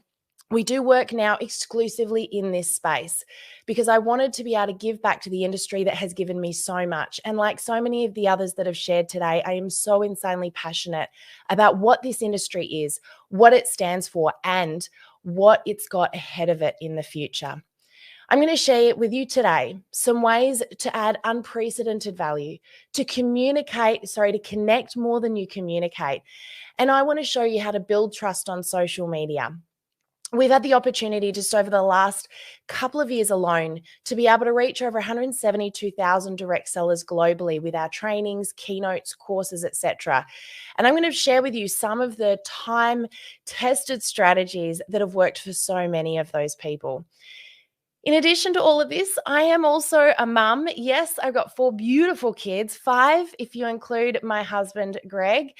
And, one of the things that also makes this really beautiful is that I love the fact that through what we get to do today, we get to travel the globe, bringing our kids with us from time to time. As Scott mentioned, we had the opportunity to bring them over to Dallas recently to meet Scott and his family as well. And, these little guys get to see the impact that Greg and I get to have every day. But you know what's even more important to me than that? What's even more powerful than that is they get to see the impact that you have. I really truly believe in the ripple effect. I believe that each and every one of you is having a significant impact right now, even if you don't see it, even if you don't understand what that impact is. But on every single customer that you serve, on every team member that you work with, on your family, on your friends, each and every one of those people every day, you are having an impact on and a ripple effect on. And I just want to remind you that by you simply stepping up and being all that you can be, you're impacting lives by simply showing up. So if I can achieve one thing today, my mission would be to breathe a little bit of courage into you to step up and show up. And I'm going to talk to you about how to do that, yes, on social media, but I want to remind you of something important here. This is a relationship industry. Might have heard the term, it's a belly-to-belly industry. Well, it's changed a little over the years. But the thing I want you to remember here for a little moment, social media isn't the be-all and end-all.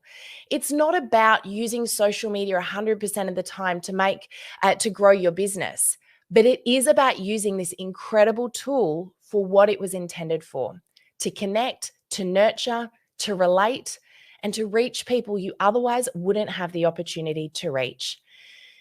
So as we go into this, I want to really quickly talk to you about 4 key fears that I believe that truly get in our way and hold us back. Now, why am I going all negative Nancy on us here? Well, I think it's really important first that we address what is getting in our way. Like I said, we've trained hundreds of thousands of direct sellers, over the years that we've been in this business, and we hear the same 4 issues coming up again and again and again. When people tell us they're not showing up, you've heard some of the other speakers mention some of these today. These 4 things keep coming up. I know for many of you listening right now, you are probably experiencing one, if not all of these 4 challenges. But I want to bring them up because the first step here is recognizing them, understanding what they are, and knowing how to overcome them so you can grow the business of your dreams. So let's have a little bit of a look at what the first of these fears are that get in our way and hold us back from being successful on social media. The first one is this. Have you ever had a fear of pestering and hounding family and friends? I have no doubt that many of you have. In fact, I know that many people don't even step into this industry for a long time because they're worried that this is the only way to grow their business. Now, while your existing network is a powerful way to grow your business, there's a way to do it. There's an appropriate way to do it. But we also want to be reaching people outside of that network because eventually we're going to exhaust it, right? So the question for a lot of people is, how do I reach people I don't yet know? How do I get outside of my family and friends? And this is the magic of the tool that you have at your fingertips right now. The next is this. Who's ever felt a little bit like social media seems like it can be a little bit of a waste of time? I'm wasting my time and getting no results. I'm doing what everyone's told me to do. I'm posting. I'm doing the stuff that, I've been told to put out there. I'm playing with reels or I'm playing with stories. And for whatever reason, it's not working. And I feel like I'm wasting my time and we just give up. Well, again, this is a really common fear and it definitely gets in the way, but I'm going to give you some tools with this one today. The next one is this. This has always been a big one for me. Again, we all get challenged by these things from time to time, but if I've got any fellow perfectionists in the room right now, the fear of failure can be a big challenge. What if I get it wrong? Again, you heard Fraser talking about getting messy. What if I get it wrong? Maybe I'll just wait till I get it right. And then there is comparison. That looks a little bit like comparing your journey with somebody else's journey. Looking at someone else and thinking, they look better on camera than I do. They're better at using these tools than I am. They're more tech savvy than me. They know how to speak about the product better than I do. And so we start comparing ourselves to other people, and we end up doing one of two things. The first thing that we do is we start mimicking other people. We start copying what other people do, thinking I need to be more like them and less like me in order to be successful in this industry. Or we do the second thing, which is nothing. We just sit back and do nothing. And of course, our business likewise does nothing. The last fear is probably the most common of all of these. And I think this is one that we have to be really aware of all the time, because it can completely stop us in our tracks, and that is overwhelm. Let's face it, there are a lot of platforms out there. Just today alone, you've been gifted so much incredible knowledge. You've all of these tips and tricks that have been given to you. And you might be sitting there now going, what next? What do I need to do with all of this? What does all of this mean for me? And you might be feeling overwhelmed, or, you might be like vast majority of the people probably watching Social Media Day right now, which if any of you are my age or older, I'm in my mid to late 30s, probably closer to the late end. And I know many of you right now, like me, did not learn technology at school. Now, technology for me was a subject that was actually woodwork and metalwork. That's what they called technology when I was in high school. We had one computer for our whole year level. So when it came to technology that we know today, social media, all of these things that we're using, we had to self-teach. And I think most of you probably haven't given yourselves the credit for the fact that you are probably 100%, if not close to, self-taught. But yet you got onto this training. You've got probably a smartphone within arm's reach of you right now that you know how to use. No problems at all. Who taught you that? Did you go to a lesson? Did you do a class? Heck no. You learned how to use that yourself. So I just want to start by saying there is nothing you can't learn right now. You 100% have everything around you that you need in order to master social media, because there is one thing that makes your business unique. There's one thing that makes your business different. And it's the only thing you have to learn how to showcase. It's you. You are the one thing that people are waiting for to show up. We'll talk a little bit more as we go through. But can I just say, nobody felt comfortable the first time they went live. Nobody. Anyone that did, I want to have a talk to you, but no one felt comfortable the first time they went live. So just remember that growth and success comes from stepping into the unknown. And, a very, very wise, very special person once shared with me when I first stepped into this business, if you're going to be successful at any business, you've got to get comfortable with getting uncomfortable. And it couldn't have been truer. It's something I remind myself of literally every single day. So I just want to remind you, these fears are not new things. These are fears that, if I'm doing a keynote or a presentation at an event in person, as I go through these, I ask people to stand up. And by the time I get to the last one, we've usually got 99% of the room standing. And it's just a reminder, we're not alone in this. We're not alone in the challenges we all face. Whether we're brand new at social media or super experienced, we all, experience many of these challenges. Now, I also want to just mention one other very important thing here right now as we go into some strategies and tips that I'm going to use to kind of summarize a bit of what was talked about today and, arm you ready to step into your business and take it to the next level. There's one very important thing you've got to remember, and that is knowledge isn't power.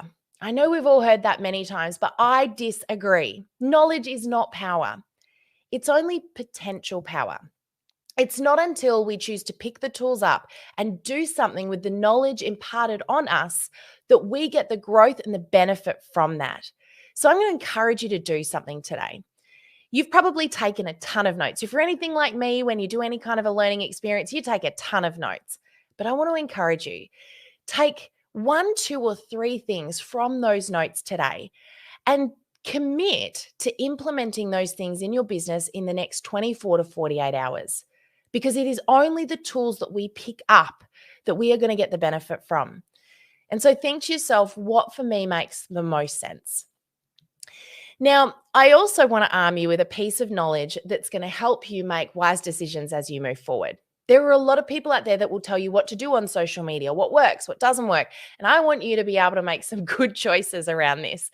You've heard a number of people today talk about the algorithm. And I very quickly want to explain this to you in super simple terms so you understand why not everything you put out there right now is getting seen and how do we change that. So in order to understand that, we need to know what's going on behind the scenes. But I'm going to talk about this in layman's terms because that's how I like things explained to me. So to give you a bit of an idea, back in 2009, roughly, Facebook recognized that its platform was becoming a very busy place. You see, at that time, and you might remember it, businesses had cottoned onto the fact that they had a captive audience on this platform, and they actively began promoting their products, services, and business opportunities to anyone and everyone that would listen. This was before the days of business pages, and the environment on Facebook got super spammy. People began leaving the platform in droves. And so Facebook thought, you know what, if we're going to keep our platform going, we're going to have to adapt and become smarter. And so it implemented two key things. The first thing it brought into play was business pages to segment the content out.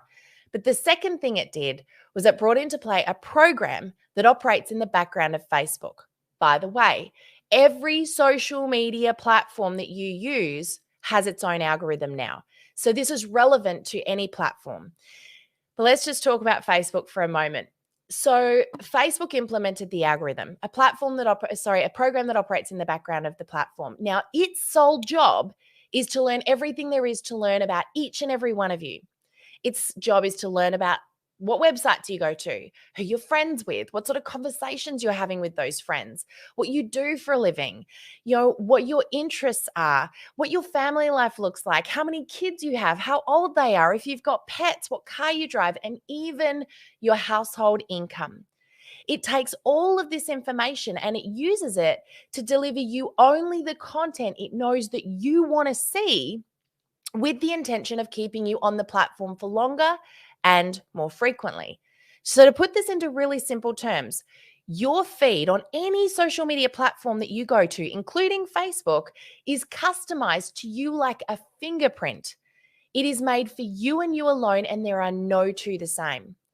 So what does this have to do with you and your business as you're growing it and you're putting content out there? Well, every post you create is getting filtered by this algorithm, by this program, which is deciding who to show it to, where and when. So the secret here is, first of all, understanding what it's looking for. Second of all, using it to your advantage, because when you give the algorithm what it wants, guess what? It does a lot of the heavy lifting for you. So I also want to make this very, very clear. Getting great at this is not about being more technical. That's the great news. You don't have to be really good at technology. You don't have to be tech savvy. You simply have to be more you. That's the secret. So let's have a little bit of a look at what are some of the things that the algorithm is currently looking for. Well, first of all, it's looking for conversational content. Content where healthy conversation is happening, not just comments, but comments on the comments. It's looking for the interaction. By the way, your audience are also looking for healthy interaction. So it's the best thing that we can be doing. And I'll give you some strategies with this in just a moment. The next thing it's looking for, also your customers are looking for this, is real, relatable, and human content, which comes down to something you may have heard before, UGC. I'm just going to tell you that's user-generated content. I think people like to make things sound so much more complex than they really are. But Adam Mosseri, head of Instagram, and Mark Zuckerberg have both confirmed again and again and again, and again in the last 6 months alone, those people who create unique content, user-generated content, will be rewarded. This means posts you create, captions you write, photos you take, reels you make. At the end of the day, the content that you create will be rewarded because it's real, it's relatable, it's you, and most importantly, it's unique, it's one of a kind. The next thing it's looking for, and I'm going to touch on this in a moment, is consistency. We'll come back to that. And last but definitely not least is it's looking for sharing versus selling. Again, Fraser mentioned this earlier. Selling is the worst thing you could possibly do on social media. Not only does the algorithm pick up on that and go, promotional business, this is not relatable, this is not human, this is not real. But the other problem is that your audience generally switches off too, because we are so programmed for the sell. So share versus sell. Remember, people buy from those that they like, know, and trust. They're buying from you not because of the product or the company. While that may be incredible, they're buying from you because they care about what you do. They care about what you care about. They care about what you're passionate about. And so when you share those things, when you share your personality, when they feel a connection and an affinity to you, they are more likely to care about what you do, what you use, the business that you're in. Now, let's come back to consistency for a moment, because this for me is probably one of the most important parts of this process, and also the thing I believe most people get wrong. Now, Scott said earlier that there's an analogy that I was going to share today. Now, I love a good analogy. I love a good story and I love a good analogy. Today, I'm going to share with you one of my favorite analogies to highlight the importance of consistency and showing up. But I need to just explain, this analogy initially started as a bit of a word vomit. Greg and I were in the middle of doing a training and I had a bunch of people complaining, Sam and Greg, we've done all of the things people have told us to do, and I had a particular person that showed up and said, I posted for 7 days straight and nothing happened. So no one interacted. And so I thought this is a waste of time. And so I stopped. And I went, are you kidding me? Just because they're not interacting doesn't mean they're not watching. And she said, I don't know what you're talking about. And this analogy kind of just vomited out of my mouth in words. And Greg looked at me and went, what are you talking about? But by the time I got to the end of it, everyone had this aha moment. And so I'm hoping you can also have an aha moment today. So let me explain this to you.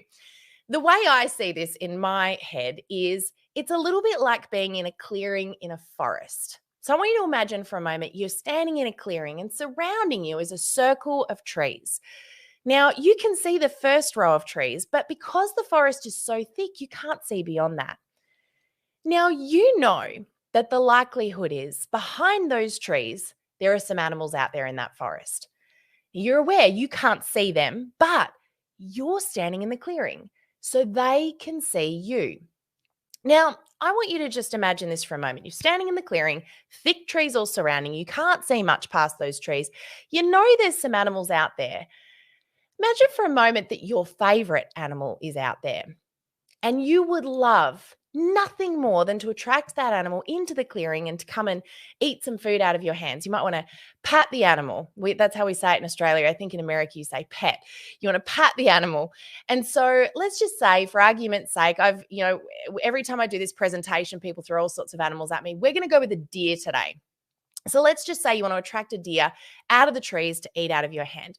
We know that in order to do that, there's a few things you need to do first. First thing we know is that deer right now does not know if we're trustworthy. Now, I'm going to call a spade right now. And sadly, this industry has developed a bit of a bad rap over the years. People often stereotype this industry and wonder, if I come forward, am I going to get bombarded? What's going to happen? Now, many of your potential customers right now are really interested in what you do. They're really interested in your product, but they're waiting to see first how safe you are. So it's a little bit like those animals behind the trees right now, that deer going, are they safe, aren't they? So there's a few things you need to do in order to attract that deer. But I'm going to tell you what the 4 most common mistakes I see people making. The first mistake I see people making is they stand in that clearing, they want the deer to come out from the trees, and they're holding a steak. They've got the wrong food in their hands. In other words, they're delivering the wrong content to their audience. They haven't tailored it for their audience. So you're not going to attract a deer with a steak, and you're probably not going to attract a lion or a tiger with some grain or some grass in your hand. So you need to have the right food to start with. The second mistake I see people making is that they see a deer there or an animal coming, and they throw the food into the trees. This looks a little bit like this. Hey everybody, I've got a product I want to share with you. This is an amazing product. I love it. It's the best thing ever. We've got a very special deal on right now. Here are all of the ingredients that are in it. Here is everything that it does and all of its benefits. Really special deal. This is the price. And just to make it really easy so you can buy the product right now, I'm going to give you the link so you can go to my online store. That is what we call giving the farm away, or throwing the food into the trees. That animal no longer has any reason to come into that clearing and connect with you. You've got to give people a reason to connect with you. This is a relationship business at the end of the day. If you tell them everything they need to know and give them everything they need, they've got nothing left to connect with you over. So that's the second thing I see people doing. The third one looks a little bit like this. Let's just say you've got the interest of the deer. You've got it sticking its nose out from the trees. Maybe it's taken a little step forward. It's curious now. It wants to know what else you've got. And as you see it stick its nose out from the trees, you do this. Hey, I've got one. Come here. Let me show you more. I want to talk to you. Come here. I've got some food. Come here. And you chase it into the trees. Now, we've all seen somebody do this in this industry, but what's going to happen? That deer is going to run for the hills. It's never coming back to that clearing, and it's going to tell all of its deer friends, no matter what, don't go into that clearing. It's not safe. The last thing that I see people doing really wrong in this space is they leave the clearing. They think, no one's watching, no one's paying any attention, no animal has come into the clearing yet. And so after 5-7 days, they walk away, they leave. And guess what? The animal loses its interest and it also walks away. Now, I know it's a bit weird to compare humans to animals right now, but I do want to do something here and I want you to understand this and really get clear on this. Social media is a powerful way for you to seed, to create trust, to build the relationship. But at the end of the day, you've got to show up. Just because people aren't interacting with you does not mean that they're not watching. So stay in that clearing, build the relationship, create curiosity and intrigue, and have, of course, the right food in your hands. I hope that this makes a little bit of sense. As we go forward, I'm going to share with you some strategies right now, some posting content strategies, but I want to just, again, use another little, I guess a word picture here. And I want you to think about this a little bit like creating your own recipe. There's no one way to show up on social media. Yep, there are best practices for sure. And you've had many of those shared today. But the thing is that the one thing that makes your business unique is you. And that is exactly my point. You are unique and your target audience is also unique to you. And so one of the things that we all need to do is create our own social media recipe. Now, in that recipe, you're going to have some ingredients that are necessary. You know, my husband, Greg, is gluten and dairy intolerant. And so, imagine for a moment I wanted to create for him a gluten-free, dairy-free brownie recipe. I say this because he'd love very much for me to create for him a gluten-free, dairy-free brownie recipe. But I know there are some ingredients I'm going to need to incorporate into that recipe. I'm going to need to have a flour component of some sort. I'm going to need to have some eggs and maybe a sweetener of some sort. But at the end of the day, what that sweetener is, what that flour component is, maybe the method I use to apply those things can differ. So think about it this way. Your ingredients, yes, they're going to need some staples, but you're going to need to adjust those ingredients, apply them at different times in different amounts using different methods to work for your audience. And that's the thing we have to keep in mind. Who are we serving the end product to? What is our audience like? When Greg tastes that brownie that I try for the first time, which by the way is probably going to be a little messy. It's probably not going to be perfect. I'm not going to get it right first go. Greg tastes that brownie for the first time. He's going to come back and say, it wasn't sweet enough, or, it was a bit dense. And that's my opportunity, of course, to make some adjustments, to tweak it. I've got to listen to what my audience is saying to me, pay attention to how they're interacting, and then change up that recipe. And we only get it right by getting it wrong. But one of the core, most important things that we've all got to be doing is inserting our personality. Take your own photos, write your own captions, and authentically be you. I want to give you 3 key steps here right now. Three of the things that we all want is we want to attract new people to our business, we want to convert more people, and we want to retain people. So I want to cover off on those 3 things very quickly with you. The first of those is attracting people and meeting them first. So how do we meet new people? How do we meet people outside of our existing network? How do we attract people in our own network that might be interested in what we're doing? In other words, how do we get that deer to stick its nose out from behind the trees and show that it might just be interested? Well, the first thing we have to do is to create content on social media they can't ignore. But there's a core step here. There is something we must do first, and that is this. We've got to get to know who we're talking to. Who is your tribe? You know, that algorithm is looking for quality content to deliver to the right people. That algorithm knows everything about you. It knows everything about your audience.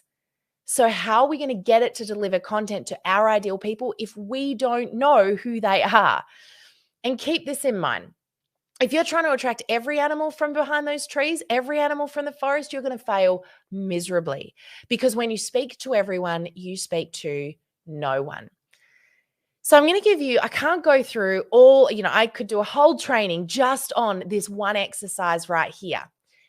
But I want to leave you with 2 things. I want you to always be asking yourself about your ideal customer. This could be your existing customers. It could be future customers. It could be existing team. It could be people that you dream of attracting to your business. But always be asking these 2 golden questions. You ready? Question number 1 is this. What keeps them up at night? This essentially means what bothers them, what challenges them, what frustrates them, what problems in life does my audience want to solve? Now, notice I did not say, what problem can you solve? This isn't about you solving their problems. It's about you resonating and connecting with them and understanding what those problems are. And in many cases, you're going to share some similar challenges in life as well. And that's where you resonate, connect, and relate with them. Going back to Greg and his gluten and dairy intolerance, he's not looking for someone to solve that problem. He's looking for people that understand that problem, that connect with him over that problem, that can share with him recipes and fun solutions and ideas around that, but not necessarily someone to come along and say, I can fix you. So that's number 1. That's golden question number 1. Always be wondering, always be asking, what keeps them up at night? The next one is this. What gets them up in the morning? And this essentially means, what do they value? What do they love? What conversations do they want to have? What's important to them? Now, as we really quickly, I want to talk to you about 5 quick content strategies that once you've identified these things are going to help you to share quality content with your audience. These are 5 strategies that I believe are 5 critical ingredients in your recipe. Now, these could look like lots of different things, but I want you to incorporate them or at least play with these ingredients and see how they fit for you. The first of these is engagement posts. Engagement posts is simply an invitation for people to connect and interact with you, to engage with you. So the first thing is incorporate into your recipe an opportunity for people to connect. Engagement posts do 3 key things, and I believe they truly get overlooked. Yes, they build engagement, and engagement in turn builds reach. Yes, that's a thing, but that's not the core reason I encourage you to do this piece of content. The core reason are for the other 2 reasons, which is number 1, it will help you learn about your audience. If you're asking right now, who's my tribe? What do I need to know about them? These sorts of cleverly crafted questions are going to help you learn about them. But last, definitely not least, it's also going to help you create meaningful conversation. It's going to help you start the conversation, to relate, to interact, because it's 2-way, not 1-way. I've just got up on the screen here. You can take a little screenshot or a little photograph of this if you like. Some engagement question starters just to get you going, because there are so many different versions of this that you can do. Now, the next one is be human and story sharing, not storytelling, story sharing. Now, you all have micro moments, things that happen in your life. And Fraser said this so beautifully when he explained the importance of sharing the truth of who you are. Now, this doesn't mean you have to overshare and tell everybody about all of the things that go on in your life, but you have micro stories that happen every day that would help you relate with your audience. You know, I know that my target audience, you guys, many of you are parents just like me. And so one of the things I'll often share in between is a little bit about what goes on behind the scenes for me. You know, my kids overtook my camera one day, and I came into the office and I found this hilarious video that they'd done using my studio. It took me months to find it. And, you know, I popped it up on our Facebook and our Instagram, and everyone loved it because it was just so real, so funny, and so relatable. You know, Fraser shared a few weeks ago a picture of him up on stage with his little baby girl, and he shared a story about how this was a dream for him, something he'd pictured being able to do. And here he was with his little daughter up on stage about to present at an event. You know, these things don't seem like much, but suddenly it creates a human element. About 2 years ago, my youngest, Levi, he was 8 at the time, and I asked him to go lay his clothes out. I said, Levi, go lay your clothes out. You know, I'm busy getting dinner. And a few minutes later, he comes running in and, Mum, come and look at what I've done. He was so proud of himself. He grabbed my hand and he dragged me into his bedroom and he showed me this. He had laid out a human made out of clothes, right? With the underwear on the top, just so I know he was planning to wear them. Yes, mums of girls right now, it is an issue for mums of boys, making sure they wear underwear at all times. So he shows me this little human he's laid out, so proud. And I thought, do you know, one of the things I know about my audience is that they have kids that do crazy, quirky things too. I want to share this. I put it up on social media and I made it engaging. In other words, two-way and social. And I asked the question, do your kids have any funny quirks? You know, what are some of your stories, or what are some of the words that they say in a funny way? And the post went viral. It went viral because I had asked others to interact and I'd shown them a little bit into my world as well. You know, our stories sometimes can be hard to share. They can feel self-indulgent, but we don't build relationships with people by only sharing our knowledge. We don't do this in real life. We don't build relationships by only talking about our business. We do it by sharing a piece of who we are and getting to know a piece of them as well. The next piece of content, I'm racing through here because I know we've really got to wrap up, but the next one is curiosity and intrigue. You need to give them a reason to come forward. And one of the things I would say here that's really, really important is know what they want and then almost give it to them. Don't tell them everything they need to know. In other words, don't give away the farm. Keep it fun, keep it curious, leave a little bit to the unknown and have them coming forward to ask a little bit more. I've got so many cool stories and examples of this I can't go into today, but you know, if we ever get to meet again, I'm sure I'll get to share a few of those with you. But another way that you can do this, and another screen that you can take a little photo of, is hooks. Use hooks to get their attention. Create clever captions that they can't ignore, that suck them in, that make them go, oh, what's going on here?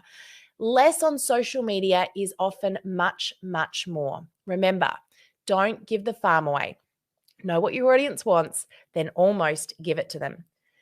Fourth is lead magnets. Now, this one is one of the most powerful strategies you will ever use. This is providing a piece of value for your audience in exchange for an engagement or an interaction.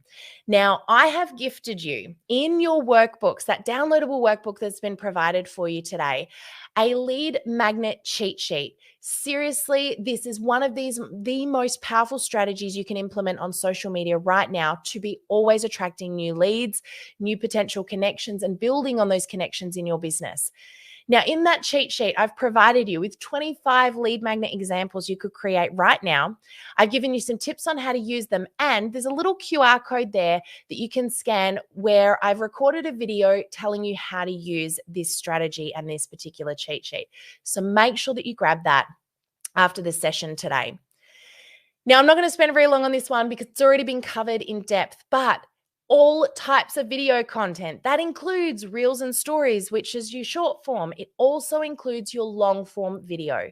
Video of all descriptions right now is the most consumed piece of content on social media, and absolutely without a doubt what you should be incorporating into your recipe. So the first thing was attract people. The second thing is we need to convert people. In other words, we need them to go from the trees to the middle of the clearing where we are right now. And how do we do that? We do it by dating our customers. Now, I mean this in the most appropriate of ways, but we want to date our customers. If you met somebody for the very first time and you thought to yourself, this could be my perfect future partner in life, would you just say to them straight out of the blue, hey, how are you? Will you marry me? No, I sure hope not. And if you did, I reckon there'd be a human-shaped hole in the nearest wall. But this is how most of us, many of us, show up on social media. Hi, how are you? Will you buy from me? Hi, how are you? Will you book from me? Book with me. Hi, how are you? Will you join my business? We haven't earned the right to do that yet. So remember, to date our audience, we need to provide value. We need to make it about them as much as it is about us. We need to interact. Don't post and ghost. Interact with them and stay consistent. I've already mentioned it, but it's worth mentioning again because it's so, so important. Stay consistent. You wouldn't go on one date and wait 12 months and go on next one, would you? And remember this key thing here. Your customer's favorite subject is in fact themselves, and every human's favorite word in their vocabulary is their own name. The last but not the least is connecting. And in other words, how do we keep our customers? How do we retain our business? Well, one of the questions I get asked a lot is, how do I take the conversations offline? How do I have an appropriate conversation with people and build that relationship? Well, I've got a second gift for you in that workbook. And that is some scripts to start a conversation. I've given you some of my favorite ways to have a conversation with someone you've never met, someone that you've started to meet, a past person that maybe you haven't spoken to in a long time, or a customer that maybe has fallen off the tracks a little. This is a really great little download. It's going to help you. It's going to give you some insight into how to appropriately have those conversations. And again, I've included a little video giving you some more steps in that space to help you with that journey. But I want to remind you of this. No matter what you do, the most important thing that you need to remember is we've got to put the social back into social media. This is two-way conversation. And get a little bit messy. Be present over being perfect. Show up. Your audience are waiting for the imperfect, which is in fact the perfect version of you. And one of my very favorite quotes from the amazing Zig Ziglar, you don't have to be great to start, but you do have to start to be great. The question I have for you all today is as simple as this. Who's going to pick up those tools? You've been imparted with so much incredible wisdom and knowledge today, but it's only those of you that use that incredible knowledge that are going to get the growth in your businesses. So my only question to you right now is, what are you going to do next?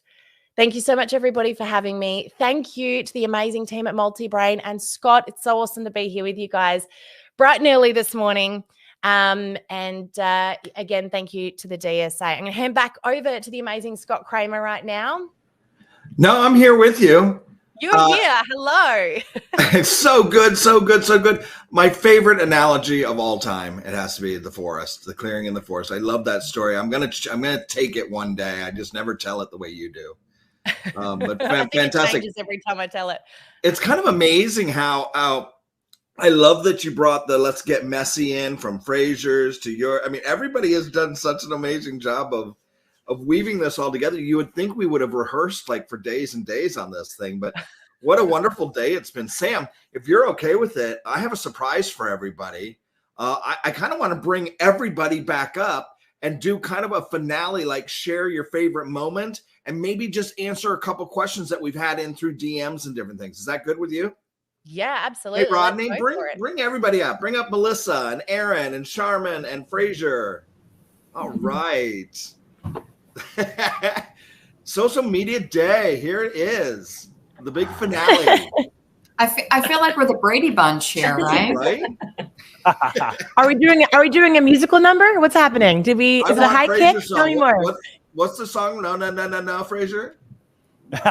Yeah, we can't go there now. We need the rave music on for that one. That's right. Is anybody else shocked at how fast the day went? Oh my gosh. I keep looking. I can't believe it's over almost. Well, you know what I'd morning, like to as do? I was about to start. Well, to bring this, yeah, right. And I'm going to bed. Brady's going to bed for sure. You know what I want to do just real quick? We have some questions, but let's just answer. No. What I want to do first is, because Fraser, I know it's getting really late for you. So I want to ask you, and then you can bounce whenever you need to or whenever you want. We are going to take some questions in here. But what I want to ask each and every one of you to chime in on, what is the one takeaway from, if you listen to somebody else or from your own, give me one nugget of wisdom from today that you think everyone should really grasp onto. All right, and Fraser, I'll start with you. Yeah, no, I think it's maybe not a nugget that I got from everyone, because everyone just crushed it, and it wouldn't be fair to pick a nugget from one person. I think it's the idea of just taking action on one thing. I'm a great believer in it. If you want to climb Mount Everest, you need a vision of what it's going to be like at the top, and you need to move your left foot forward, and then your right foot forward, and then your left foot forward, and then your right foot forward. And that's it, really. So my big nugget for the guys tuning in is actually really finding that one thing that you made a note on and taking action on it before you go to bed tonight. Like, I'm going to take action on some stuff, and I've got 1 hour and 6 minutes before I go to bed, right? Before tomorrow starts. So it's taking action on that one thing that you learn, and don't just, because self-help should never become shelf help. Don't put your notes on the shelf and forget it. You need to make sure you take action on it, because that's the best way to move forward. So, yeah, taking action.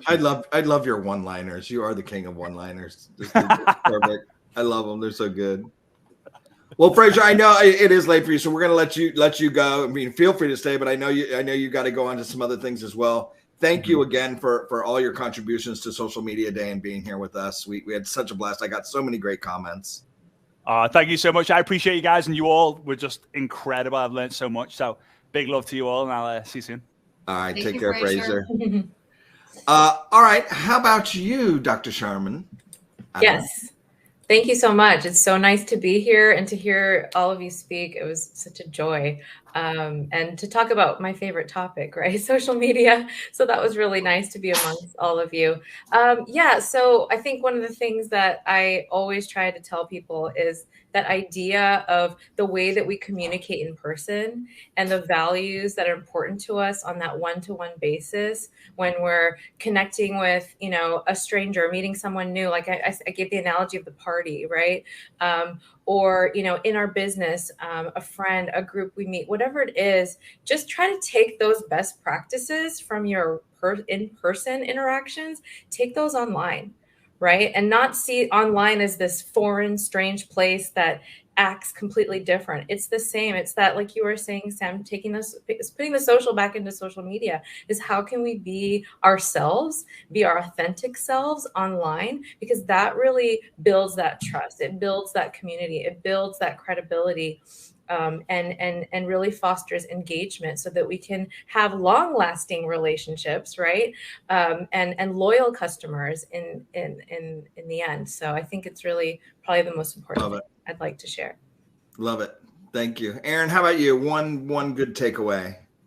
That was so beautifully said. I don't want to be an echo chamber, because I think what was interesting is we all sort of, to your point, Scott, we didn't rehearse this with making sure that we were all rowing in the same direction, but there sure were some pretty strong universal through lines with each of our different presentations.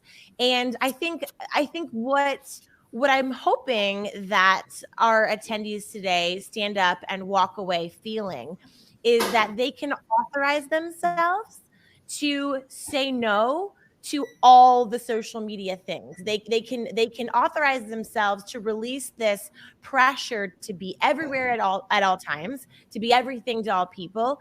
To your point earlier, them being not another parroted carbon copy, a less vibrant copy of someone else who has more followers or who has this influential title, but instead really leaning forward and stepping radically into their unique, they're different, they're weird, they're quirky, and just feeling so empowered that that's the microphone and spotlight should be amplifying that element. So I know, for me, I'll never forget a social media expert friend of mine a couple years ago, Ann Hanley. She said something like, you don't have to be everything to everyone, because then you'll be nothing to no one. And in that day, I'll never forget, I took all my social media accounts and I said, I want to play in the sandbox that brings me joy, that brings me energy. I want to really double down and invest in one space that I don't really mind spending time in anyway. So for me, back then anyway, it was Instagram. And so I just released this need to be everywhere. And I put shell profiles on Twitter and Facebook and LinkedIn and YouTube. And I said, hey, thanks for coming by. Come play with me on Instagram. That's where I am. So if you want to hang out, come find me there. And I just released this need to be everywhere. When I doubled down on Instagram and really invested in that community, kind of like going to the same gym versus ClassPass, right? Like you can't really make those same relationships complaining about the rower and the treadmill at Orange Theory if you're bouncing around to the yoga place and the Pilates place and the spin studio. And it's harder to make real genuine friendships. So releasing the need to be everywhere, authorizing ourselves, it's okay to double down in one space and do it well. And I think just really just feeling free about that, feeling light about it, feeling excited about it. I love that. I told Fraser this. I decided I don't have to take my professional multi-brain training social media to TikTok to everywhere. I'm using TikTok to be if I weren't doing this, I'd be a Food Network TV star with my own Food Network show. So I'm doing food TikToks and that's it. And if you want to watch, you can. If you don't, that's for me. It doesn't have to be professional. That's right. And they can feel that joy. They can feel that you're not checking the social media box and phoning it in and contenting for content's sake. They can feel that you have, to use your word earlier, that authentic passion. And at the end of the day, that's what's going to bring them coming back for more. So I love that for you. Yeah, thank you. I love it. And Dr. Stephanie Boyer just joined us. Thank you for coming on. You took Fraser's slot. That's perfect because he had to go. Thank you so much for having me. My students are actually in there right now, still taking an exam, 3 of them. So they're on the honor code to make sure. Amazing. They're behaving. Well, we're just going through sharing our one favorite moment from the day, each of us. And then we're going to answer just a couple of quick questions. So to keep this moving, because I just want to keep this about 5 more minutes. Sam, how about you? A takeaway? Yeah, look, I think it was really beautiful to see, as Erin said, there were just so many messages that were shared consistently across the board. And while there were so many takeaways people could grab, I think the things that stand out and stood out for me was, number one, making sure that we show up. It's just that getting messy. I love what you said about that, Scott, just even with the reels, I've got my hand in there. Oh, well, I'm learning. People don't relate to perfect. They don't relate to the perfect version of you. They relate to the journey. They relate to the real version. And, it should be a real weight off many people's shoulders to know that the way you should be showing up is to show up as your imperfect self. And I think everyone's kind of repeated that so beautifully. It's so important. And I just, it reminds me of something that the amazing Mari Smith said. She's been dubbed the queen of Facebook. For those that don't know who Mari Smith is, I know she spoke at Social Media Day, maybe 2 social media days ago. And she says this, social media is moving at lightning speed, but humans haven't changed all that much. And it's really important to remember that at the end of the day, we're relating to humans. And while we have technology and incredible tools at our fingertips, it's not the incredible tools that are going to get us the growth in our business, because it's humans that we're relating to at the end of the day. So just be you. Show up exactly as you are. You are perfect exactly as you are. And, put your hand in front of the camera, do crazy things, have lives where they go sideways. It was the old bat, and it was bad. Yeah, I mean, look, you remember the crazy stuff, right? The people that walk behind the Zoom camera, and the people that get changed in the background, and the kids that photobomb, and the stuff that's just not perfect. So show up as your imperfect self. That's as perfect as you'll ever need to be. I love it. Stephanie, how about you? Do you have one quick takeaway from today, from the ones you listened to? And well, I really love that dichotomy between being your authentic self, but then also utilizing AI tools that can help you to save time. So really taking both of those together and being able to save time and get a great start, or maybe helping you brainstorm so that you're not stuck just spinning your wheels, and then really adding that human touch that we have. I think it's just, that's the future. I loved that Erin took the human approach to AI. Like she put, I'm talking like you're in third person, not here. You put the, you've got to edit it. You got to tell it to do this. You got to direct. The human has to direct the machine to get exactly what it is you want. I did love that. I got an aha out of that. Mm-hmm. How about you, Melissa? Sorry. I'm sorry. Oh my gosh, these have all been so great. I would have to say for me, it's that rethinking how you communicate, right? That it's not about you. Because I do think we all start with I hope you're having a good day, right? And you've already lost them because you're starting with the I. I do. So it's how you shift to really getting to the point with them and making it about them and what they want to hear, what they need. So I think that is definitely one of my biggest takeaways. I also have to say, I do love you can't be all things to all people. It's so true. And the same things don't work either. You have to have that shift. You just can't keep shouting the same thing over and over again. Yeah, I love my favorite words of the day. My three favorite I'm sorry, they come from Erin. The I bombs and my bombs. It's just, I'm going to put it on my wall. I bombs. And non-Googleables just killed me. Well, and challenge yourself to start your emails and take out all the I's. Every right? one of mine starts with, I hope all is well with you. I'm only going to do it to Erin from now on. Well, look, we're not bad people. Our intention is to show up warmly and to kick it off. And in a conversation in real life, you would never just dive in. But it's interesting, once you start to exercise the muscle, you realize that if you don't want to sound like everyone else, this quick little shift, the beauty is 99.9% of people are in the first 10 words saying, how are you? Hope you had a good weekend. I wanted to reach out. So if you just change the first sentence, you will already be digitally differentiating yourself from 99.9%. So the bar is low. That's the good news, right? Good to know. Because I told you the first time I met you, I said, God, it's hard to write an email now because I just try to get the U's in there. All right, y'all. One more quick thing and we're out of here because we're a little over time. Thank you, everybody, for being here and being a part of this. My one takeaway is the word I heard the most and the word I love the most, and everybody weaved it in, is consistency. Is being consistent, whether it's just showing up, putting one foot forward, posting every day, whatever. It's just consistently, always knowing your brand. The doctors, I loved how you put it into, just it takes so many times. Well, that can be a consistent strategy as well. So I loved that theme throughout the whole thing. What Rodney and Ian have put together, and by the way, big shout out to the Multibrain team, Rodney, Ian, Angel, Eleanor from DSA, who's helping out as well, who's helped put this whole thing together.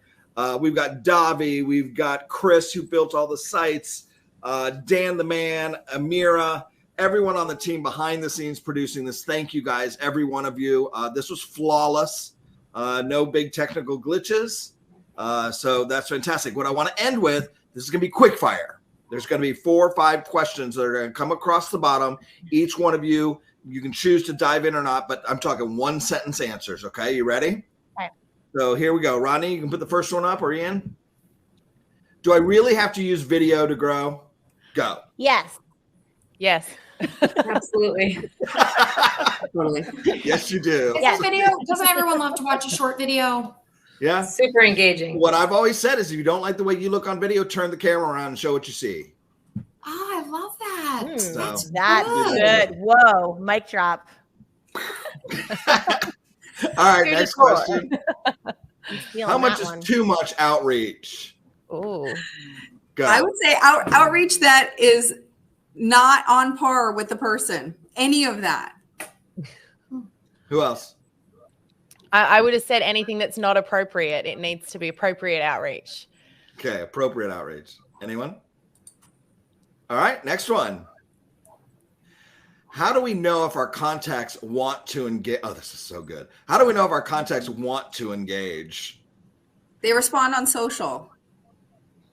They download your lead magnet. They They like engage your with you at content. any point in the customer journey. Sorry. I was going to say, they engage. Yeah. Yeah. Right? Yeah. If they're Yeah. not engaging, they don't want to engage. All right, one more. How can I find engaging questions to ask?